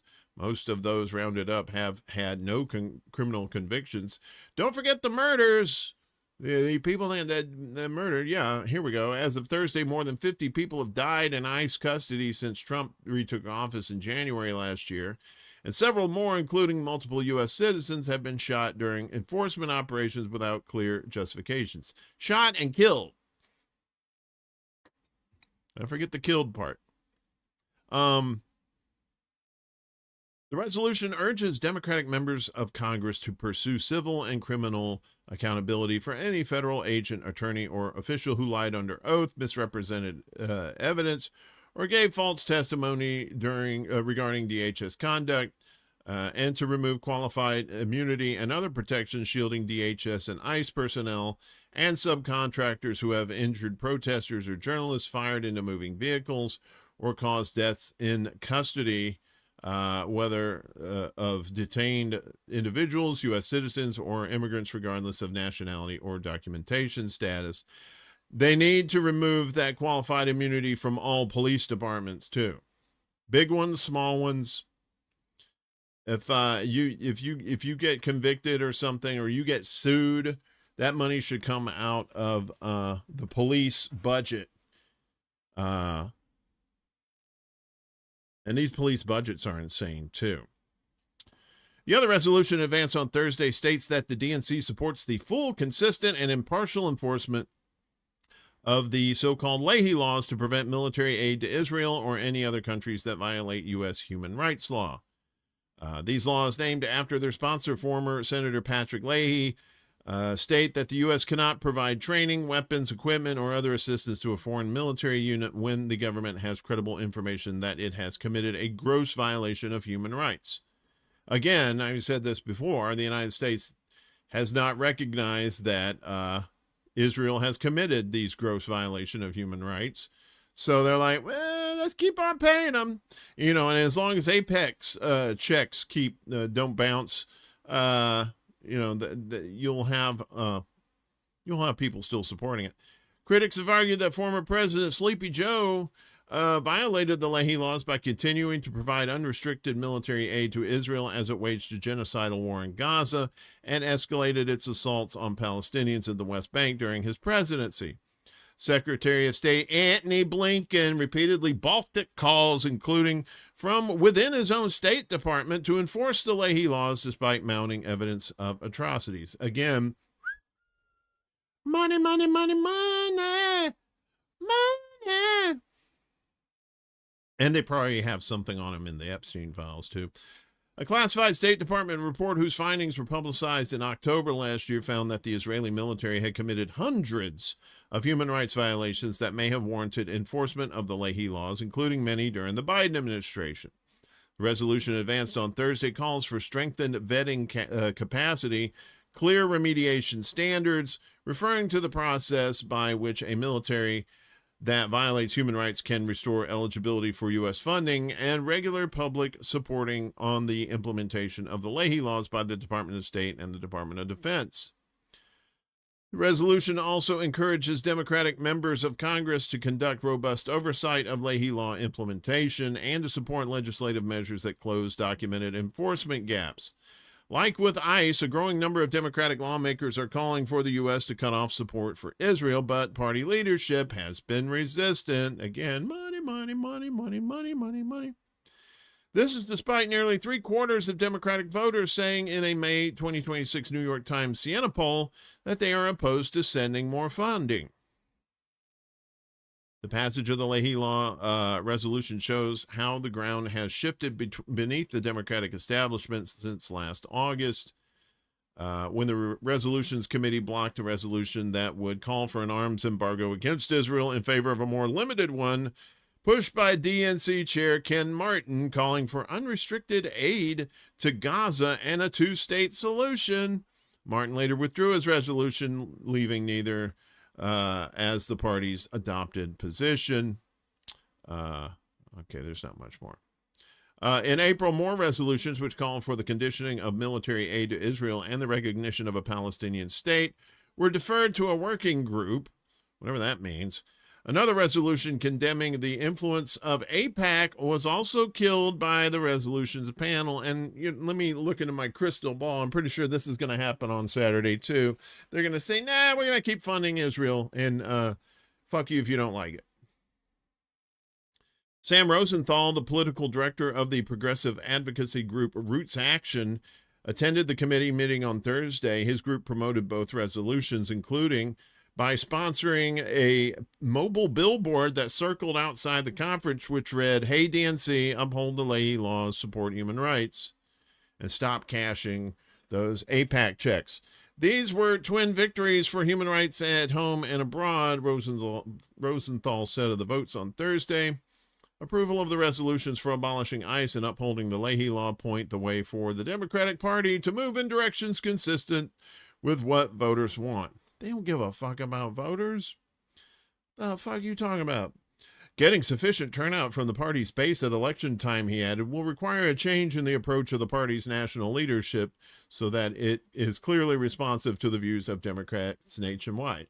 In other words, these old motherfuckers gotta go. All these 70s, 80s year old people, fuck off. Get out. Nobody wants you there. And some of the youngins, too, getting these checks, right? They're getting kickbacks. Students and staff sue Columbia University for discriminating against Palestinians. Interesting. Current and former students, faculty, and staff at Columbia University filed a lawsuit in the New York Supreme Court alleging that the university targeted them for being Palestinian and imposed harsher punishments on them than other students engaged in campus activism. The complaint says Columbia failed to shield Palestinians from harassment while accusing the school itself of joining and amplifying a campaign of targeting driven by race, ethnicity, and politics. It also says the university pushed pro-Palestine activists through disciplinary hearings that were biased against them from the start. The filing says Columbia hired private investigators to trail students, yikes, who took part in a teach-in in March 2024, after which 6 of them were suspended and thrown out of university housing. It also says the school disregarded physical attacks on Palestinians, including cases where keffiyehs were pulled off students by force, and a January 2024 incident in which a foul-smelling substance was sprayed at pro-Palestine demonstrators. Those suing include lecturer Hadil Asali, former lecturer Bahia Munam, doctoral student Mahdi Sabah, former student organizer Mariam Alwan, and Layla Saliba, who graduated from the School of Social Work in 2025. The case follows Columbia's July 2025 settlement with Trumpy and his administration after Washington froze roughly $400 million in federal grants and accused the university of failing to protect Jewish students from anti-Semitic harassment. Anti-Semitic in quotes, of course. Moose! Hello, Moose. Glad you popped in. Yeah, it's probably getting close to your bedtime, maybe. Columbia ultimately yielded to pressure while Palestine activists, including a number of Jewish and anti-Zionist Jewish students, argued that criticism of Israel was being misrepresented as anti-Semitism. On April 17th, students established the Gaza Solidarity Encampment, where they demanded divestment from companies linked to Israel and protested the university's financial ties to the occupation of Gaza genocide.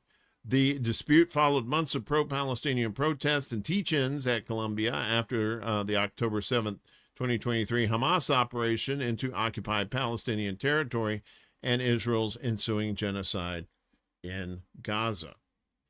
Yeah. For, Columbia is also a broadcast school, for those who didn't know. So Stephen Colbert went there. So if that makes you, that tells you anything.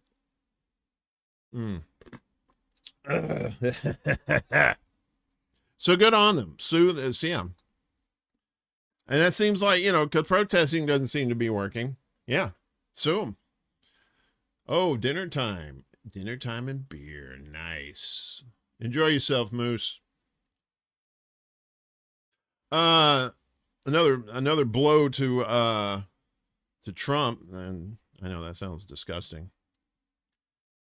Judge Nix's Trump lawsuit alleging Harvard did not protect Jewish students. A federal judge in the U.S. has thrown out a lawsuit filed by the administration of Trumpy, claiming Harvard University did not do enough to protect Jewish students. The legal filing was one of many actions taken by the Trump administration in response to how top universities responded to pro-Gaza protests amid Israel's genocidal war in Gaza. The administration has repeatedly claimed administrators did not adequately protect students against anti-Jewish actions during the demonstrations, and by actions, that means just talking. Protest organizers have long rejected the premise, saying the administration has willfully conflated criticism of Israel with anti-Semitism while using isolated anti-Jewish actions to justify crackdowns on pro-Palestinian speech. The lawsuit filed in March by the Department of Justice charged that Harvard's faculty and leadership turned a blind eye to anti-Semitism and discrimination against Jews and Israelis. It said Harvard's actions were not in compliance with the Title VI of the Civil Rights Act of 1964, which bans discrimination based on race, color, and national origin, in programs that receive federal funding. But Judge Richard Stern said on Thursday the Trump administration's lawsuit had not shown evidence of the claim violation. Stern said the incidents highlighted in the legal filing were too isolated and episodic to support the claim of ongoing civil rights violations. Trump had previously moved to freeze $2.2 billion in federal funding to Harvard in what the university's lawyers have called an effort to leverage research money in exchange for allowing the administration to micromanage the institution. A federal judge last year ruled that the freeze was unlawful. Harvard, which has an endowment valued at more than $56 billion, yikes, has stood apart from other top universities for its defiant approach to the administration. Several others, including Columbia University, Northwestern University, and Cornell University, chose to reach multi-million-dollar settlements with the Trump administration to preserve funding in response to a series of allegations, including their response to pro-Palestine protests as well as hiring and admission practices. Critics have noted the emphasis on anti-Semitism comes as the administration has used immigration enforcement to crack down on pro-Palestine advocates. In July, Columbia University protest leader Mahmoud Khalil, who has been targeted for deportation in part for his involvement in the demonstrations, filed a civil rights lawsuit alleging a public-private partnership to silence pro-Palestine voices. The lawsuit pointed to the Conservative Heritage Foundation's Project Esther report, which appears to have laid out a blueprint similar to the Trump administration's approach. The lawsuit further alleges the Trump administration has relied on outside groups, including the Canary Mission and Betar, to identify student and faculty members to target. A November 2025 report published by the American Association of University Professors accused the Trump administration of weaponizing civil rights law to stifle free speech on college campuses. It noted that while reprehensible acts of anti-Semitism have occurred on campuses since 2023, although they yet to, give examples of that, the association's analysis found the majority of federal civil rights complaints came not from students, but from people and organizations who have no relationship with the schools under investigation. A long-standing Palestine exception to the First Amendment now threatens to give way to a new reality, the report said. Palestine is less an exception to academic freedom than it is a pretext for erasing the norm altogether as part of an authoritarian assault on the autonomy of higher education and on the very idea of racial and gender equality. Yeah, so you have... why are you taking so long? Get up there. Yeah, so, and you're going to see a lot of these lawsuits fall by the wayside too. It's just more bullshit from the Trump administration. As usual, him being the hand puppet of the Israelis. I don't know if you heard about this whole change in planes thing with Trumpy. CIA had low confidence in Trump assassination plot claims. So, the U.S. intelligence community doubted reports of an Iranian plot to kill Trumpy by shooting down Air Force One as it departed a NATO summit in Turkey, the Washington Post has reported.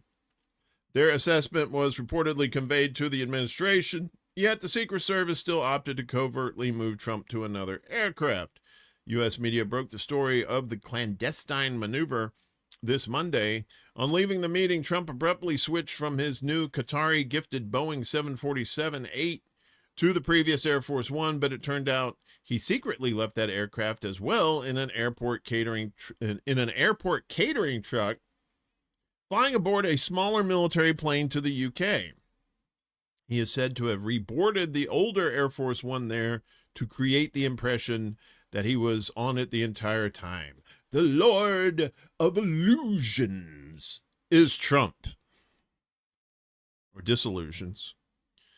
CIA analysts were highly skeptical of intelligence on an imminent assassination plot and conveyed that position to the administration, Reports about the threat were Israeli-derived, not U.S.-generated, and viewed as low confidence. An unnamed intel official told the Post. Yeah, no, coward. The latest report adds more color to the whole affair, which has already sparked a major scandal.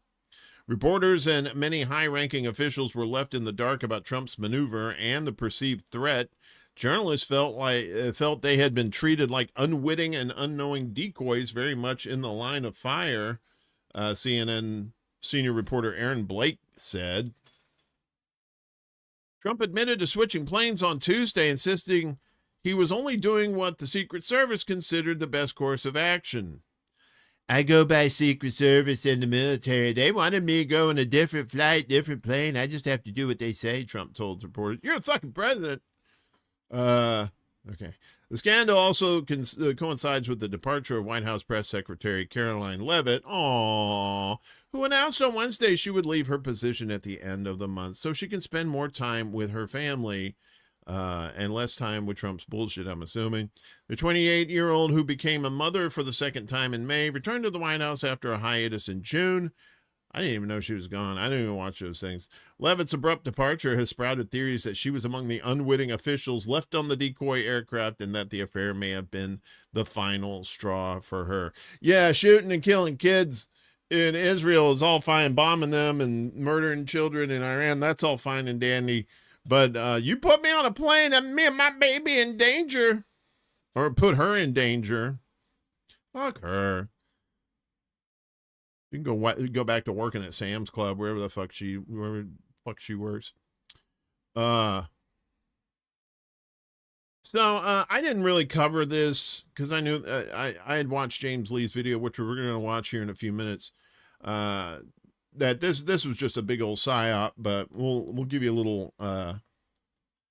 little backstory here, what's new anyway.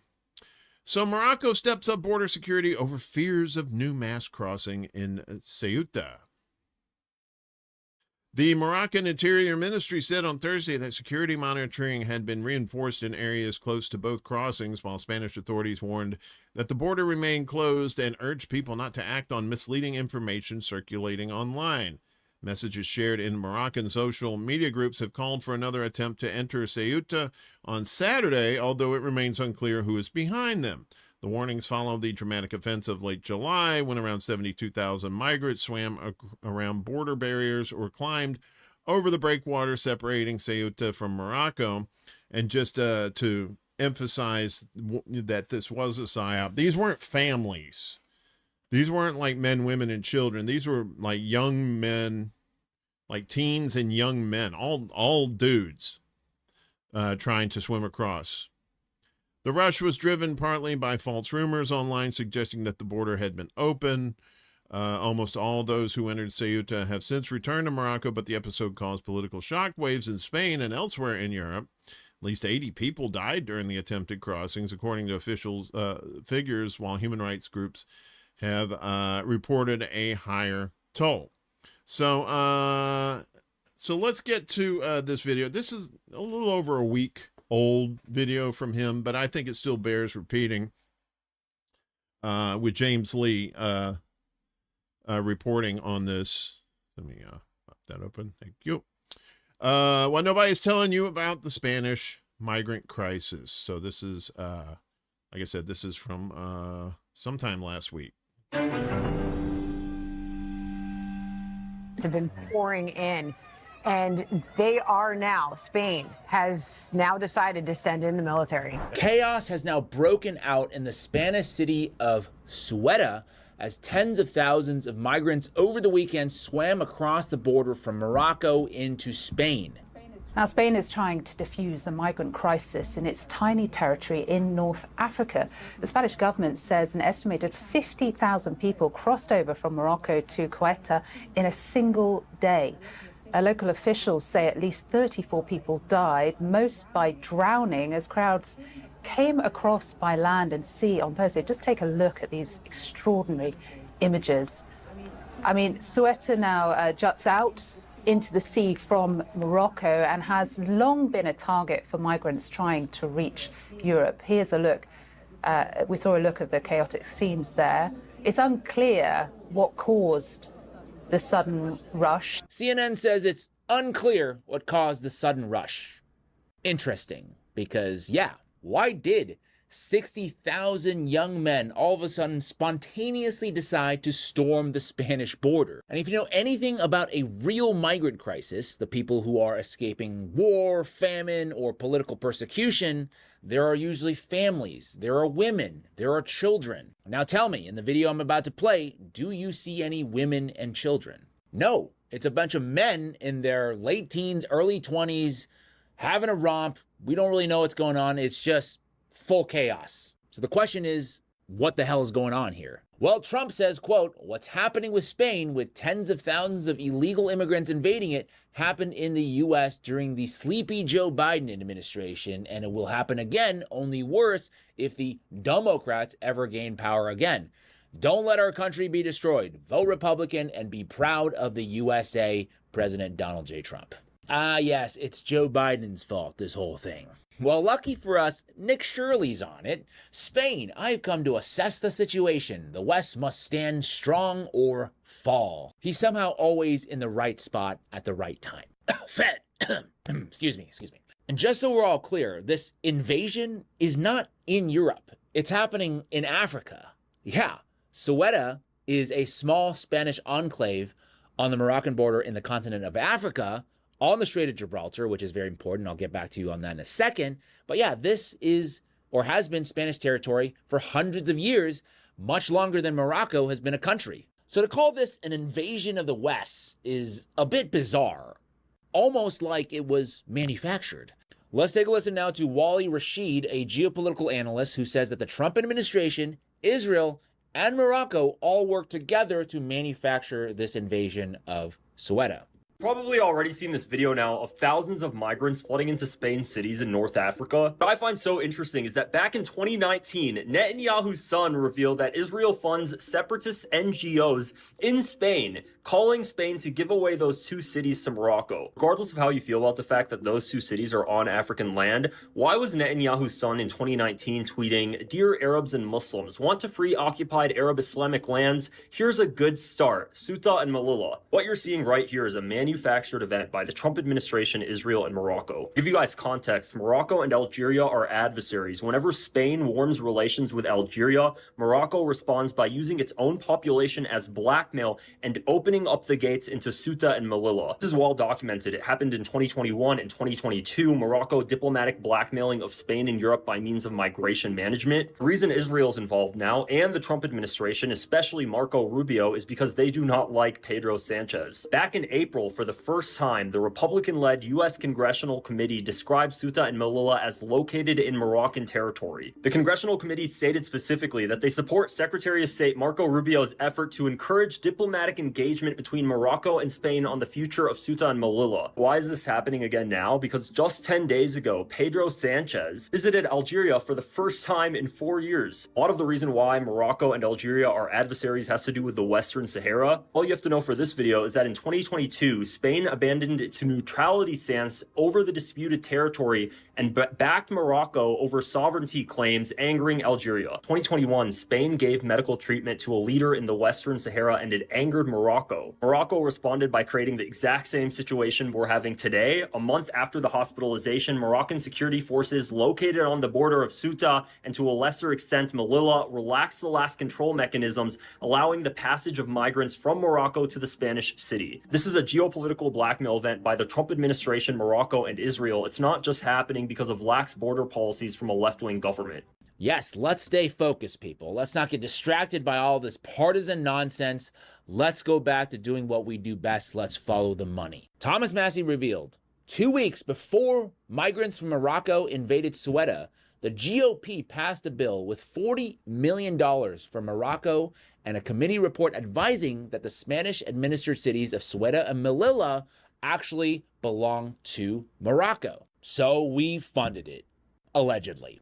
Okay, the United States is funding yet another regime change, this time against Spain. Now, we know that Trump has been very, very angry with Spain, specifically their Prime Minister Pedro Sanchez, since they have been the most prominent adversary of Israel from a European nation perspective, and he even threatened earlier this year to cut trade with them. Spain is a wasted cause. We don't want to do any trade business with Spain anymore, by the way. I'd like you to cut it off. And again, we don't really have any beef with Spain per se. We have military bases in that country, but because of Israel, they are now our enemy. In fact, Michael Rubin, a former Pentagon official, suggested one of the ways that Trump can retaliate against Spain is by helping Morocco take back the Spanish territories of Ceuta and Melilla, which is another enclave in Africa. So hopefully you're starting to see that this has been planned very much in advance. This did not just spontaneously erupt out of nowhere. Now, how does Israel factor into the equation? Well, it all has to do with money, specifically trade routes. Okay, let's go back to the map again. You can see Ceuta is strategically located in the most narrow part of the Strait of Gibraltar, which is a major shipping route and one of only 2 ways out of the Mediterranean Sea. And where is Israel? Okay, so what's important to understand is all roads lead back to maritime access for Israel. Israel currently has 6 ports. 5 of the ports transit through the Mediterranean into the Straits of Gibraltar, and 1, Eilat, transits through the Red Sea, going through the Bab el-Mandeb. Prior to the Iran war, Israel was also receiving imports for natural resources like oil and gas through the Straits of Hormuz, going through the Red Sea. So 6 days after the U.S. and Israel launched a war against Iran, Iran banned all ships bound to Israel and the U.S. coming out of the Straits of Hormuz. On June 8th, the Houthis of Yemen joined the blockade and banned all ships going to and from Israel that transit through the Red Sea and the Bab el-Mandeb, similar to what happened in 2024 and earlier in 2025. So now Israel is limited to only 1 maritime access route through the Mediterranean. But there is a risk involved because similar to the Bab el-Mandeb, that is a choke point for the Red Sea, and the Straits of Hormuz, which is a choke point out of the Persian Gulf, the Mediterranean has a choke point, which is the Straits of Gibraltar, which is controlled by Spain. And there it is. Quote, why would Israel want its ally Morocco to control Ceuta as opposed to its critic Spain? One reason may be that Ceuta is the closest point in Africa to Europe, sitting astride the Strait of Gibraltar, meaning that Spain currently controls both sides of the strait. The Strait of Gibraltar is only 8 miles across as opposed to the Strait of Hormuz, which is 21 miles. If Iran can control the Strait of Hormuz, Spain could easily control the Strait of Gibraltar and potentially block Israeli access to the Atlantic. All right, the dots are connecting now, which leads us to the final question that I want to ask, which is, we get why Trump wants to punish Spain. We also get why Israel would want Trump to punish Spain. But what does Morocco get out of this? Well, there just so happens to be a long-standing territorial dispute between Morocco and Western Sahara, which is a resource-rich region on the northwest coast of Africa, just south of Morocco. And you can see here on this map, Morocco controls about 80% of this territory, while another group called the Polisario Front, backed by Algeria, controls about 20%, and their goal is full independence. And guess what Trump just posted as the migrant invasion was happening in Ceuta? Quote, the United States has been clear. We recognize Moroccan sovereignty over Western Sahara, and we support Morocco's serious, credible, and realistic autonomy proposal as the only basis for a just and lasting solution. Any other path prolongs the status quo and is unacceptable. This urgently needed solution will not only bring peace to the region, but prosperity and greater integration for all of Africa. The dispute must end now, and the United States will continue to drive progress towards that end.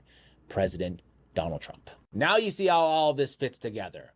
The Trump administration wants to foment a migrant crisis across the Atlantic, A, to help Israel, but B, also to create this midterm narrative that if the Democrats win, we are next. Now, Israel, they want to foment this crisis because it helps them secure maritime access and ensure their economic prosperity. And then Morocco, they get U.S. backing to claim a very resource-rich area in Western Sahara. The collateral damage is always the regular people, the people of Ceuta who did not ask for any of this, and also the young Moroccan men who were essentially tricked into being drafted for this pseudo-military operation. And this is the truth, and what the mainstream media will never explain to you. That is it for me today. Let me know what you think is going on with this new European migrant crisis that is taking place in Africa. Sound off in the comment section below. Also, if you want to support my journalism, you can go to my website, 5149jameslee.com, sign up to become a member. There's also an option to give a one-time donation, no subscription necessary. You can also buy some merch as well. But if not, no worries at all. Please just do me a big favor and hype this video, give it a thumbs up, share it, subscribe, turn on the notification bell so you can be the first to know when my next video drops. As always, thank you so much for your time, and I will see you in the next one.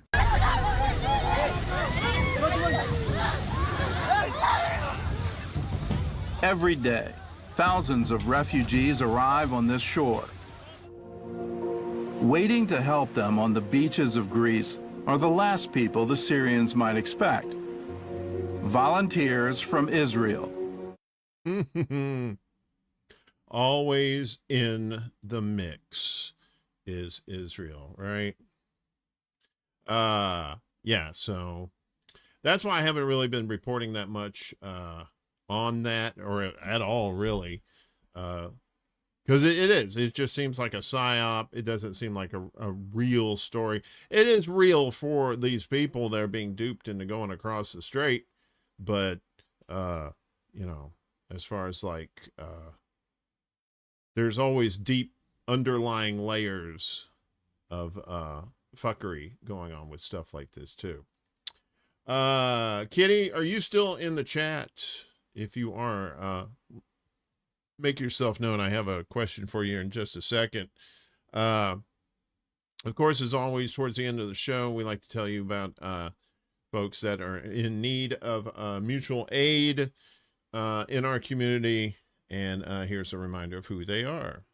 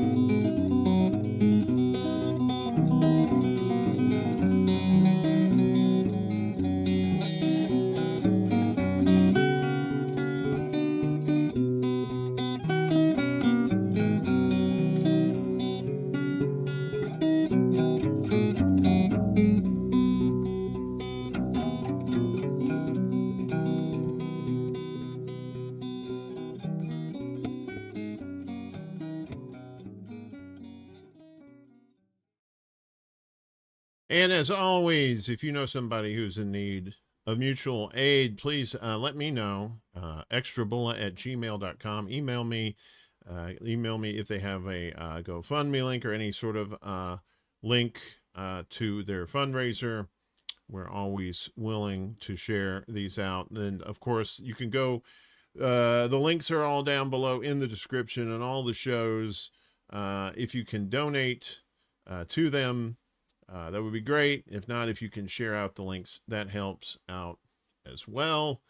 And also, if you have any updates on these mutual aid requests, the folks, let me know too, and I can update people as well as to what's going on with them. So tomorrow night is our usual tomfoolery of silliness. The secret show tomorrow night. Be sure to come out for that. That's always a good time. 11 o'clock Eastern, 8 o'clock Pacific time. YouTube, Rumble, Facebook, Silly, Science, and Satan is now in the mix. Satan has joined the show, and he said he wanted some airtime, or he was going to take me early. I'm not quite ready to go yet, so be sure to join us for that. Always a good time. It's always great to get away from the hard news and stuff like that, hang out with the peeps, and you know, remind ourselves why we fight so hard to make this world a better place, so we can have fun, so we can enjoy things, so that we can, you know, prosper and grow together. And You know, that's what it's all about, you know, taking care of one another and, you know, not having billionaires dictate our lives. So, finally today, I found this to be quite interesting. DC bomb squad identifies suspicious device as a sex toy, an adult toy. And we have an update on the suspicious device that snarled rush hour traffic in Tenleytown this morning. Police now tell us it was actually a sex toy. This happened at the fire station on Wisconsin Avenue near Warren Street around 7 o'clock this morning. Officers cleared the scene about 2 hours later. Yes. A lot of KY and baby oil, apparently. A suspicious object left Southside Washington, D.C. firehouse shut down rush hour traffic and prompted a bomb squad response before being identified as said sex toy. Police were called to the station of D.C. Fire and EMS Engine 20. Too bad it wasn't Engine 69. On Wisconsin Avenue in the Tenleytown neighborhood about 7 a.m. Wednesday. On a report of a suspicious electronic device with exposed wires outside the building. What? Exposed wires on a sex toy? That's very dangerous. The person who left the object outside the building had reportedly spoken to an employee prior to tossing the device and leaving the scene. Traffic was shut down in the area, causing delays to the morning rush, while the police's explosive ordnance disposal unit investigated the object. A police report identified the device as an electronic sex portable pump device. We're going to pump you up. Sex toys. Here we go. I know. I saw that on the award stairs. It wasn't me. I keep my sex toys under wraps. I keep them. I keep them close. You know, they say keep your friends close, your enemies closer. Keep your sex toys even closer. Yes, the usual suspect, Shmuley's exploding dildos from Ronco. Anyway. Yeah, so that's it. Come out tomorrow night for the secret show. Like I said, 11 p.m. Eastern, 8 p.m. 8 p.m. Pacific time. YouTube, Rumble, Facebook, the usual places. I'll be back again on Wednesday with Laine P for the Undercurrent. Should be a good time. Very informational show that she cracks the whip on. She does a really good job on that show. I'm really proud of her. It was her idea to do the show too. So, you know, so it's always a pleasure to work with her. Right now, ExtraBulla Live is kind of on hiatus. Until I find somebody to come on. But I do want to say, this is kind of a soft announcement, no pun intended, with the sex toy bomb thing. But on September 11th of all times, Lucy from Blue Moon Red Wine is going to be starting. Her channel is no more. It's muerta. It's into the wind. But she's going to start doing shows on the ExtraBulla channel. And I'm looking forward to that. So that's going to be on September 11th. As we get closer to that date, we'll let you know more about the times and where you can see it and that sort of thing. But it's good to have Lucy back. She's great at just tearing apart all these bullshit people in the independent space that are, you know, grifters and terrible people.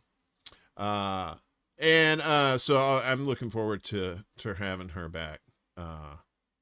But she's going to be on this channel now, so be sure to tune in for that, and I'll let you know when it's going to happen precisely once we get close. Again, this show will be back next week, noon Eastern, 9 a.m. Pacific time, YouTube, Rumble, Facebook. Look for the Substack with all the show notes to come out here in probably about 45 minutes. If you're not subscribed, it's extrabulla.substack.com. Feel free to do that if you're into the Substack kind of thing. And also, if you want to donate to this show, please do. We have Patreons, $1 and $5 tiers. Get your name up in lights at the beginning of each of the shows. And once again, I appreciate all our folks that have donated to this show. You make a big difference. All the money goes back into making these shows better. We also have like CashApp, Venmo, and all that stuff. All the links are down below. And as always, if you want to like, share, and subscribe, particularly subscribe, YouTube has really been putting the heat dome over my channels and this channel in particular. So spread the word. Tell them we got news, we got sillies, we have news you can use. And soon we'll have Lucy and more investigative looks into people in this in the journalistic space. So other than that, I'm going to say see y'all tomorrow night. What's up, Stephanie? Hi, sweetie cakes. Kitty, let me know if there's any change with your sister-in-law situation, please. And yeah, she first show back is going to be September 11th. I think we're going to have a couple of shows of hers in September. She wants to do it like once a month so that she can gather information, and I'm going to be helping her with all the technical production stuff so she don't have to fuck with that shit. So she can just, she do what she does best, right? So stay tuned. We'll let you know the specifics soon. Otherwise, I'll see you tomorrow night for the secret show. Love each and every one of you. Stay out of the cults. Use your critical thinking skills. Get to know your neighbors. Let's fight the division. Let's come together and fight the fuckery. Nothing yet? Okay. All right. Well, let me know. If you hear something, you got my email. So I appreciate you, bud. And happy birthday to Cowboy Kitty, too, by the way. He's 754 years old. So congratulations, you Vulcan bastard. We'll see you tomorrow night. Otherwise, we'll see you next week. Peace. This is City Alpha 5. Woo!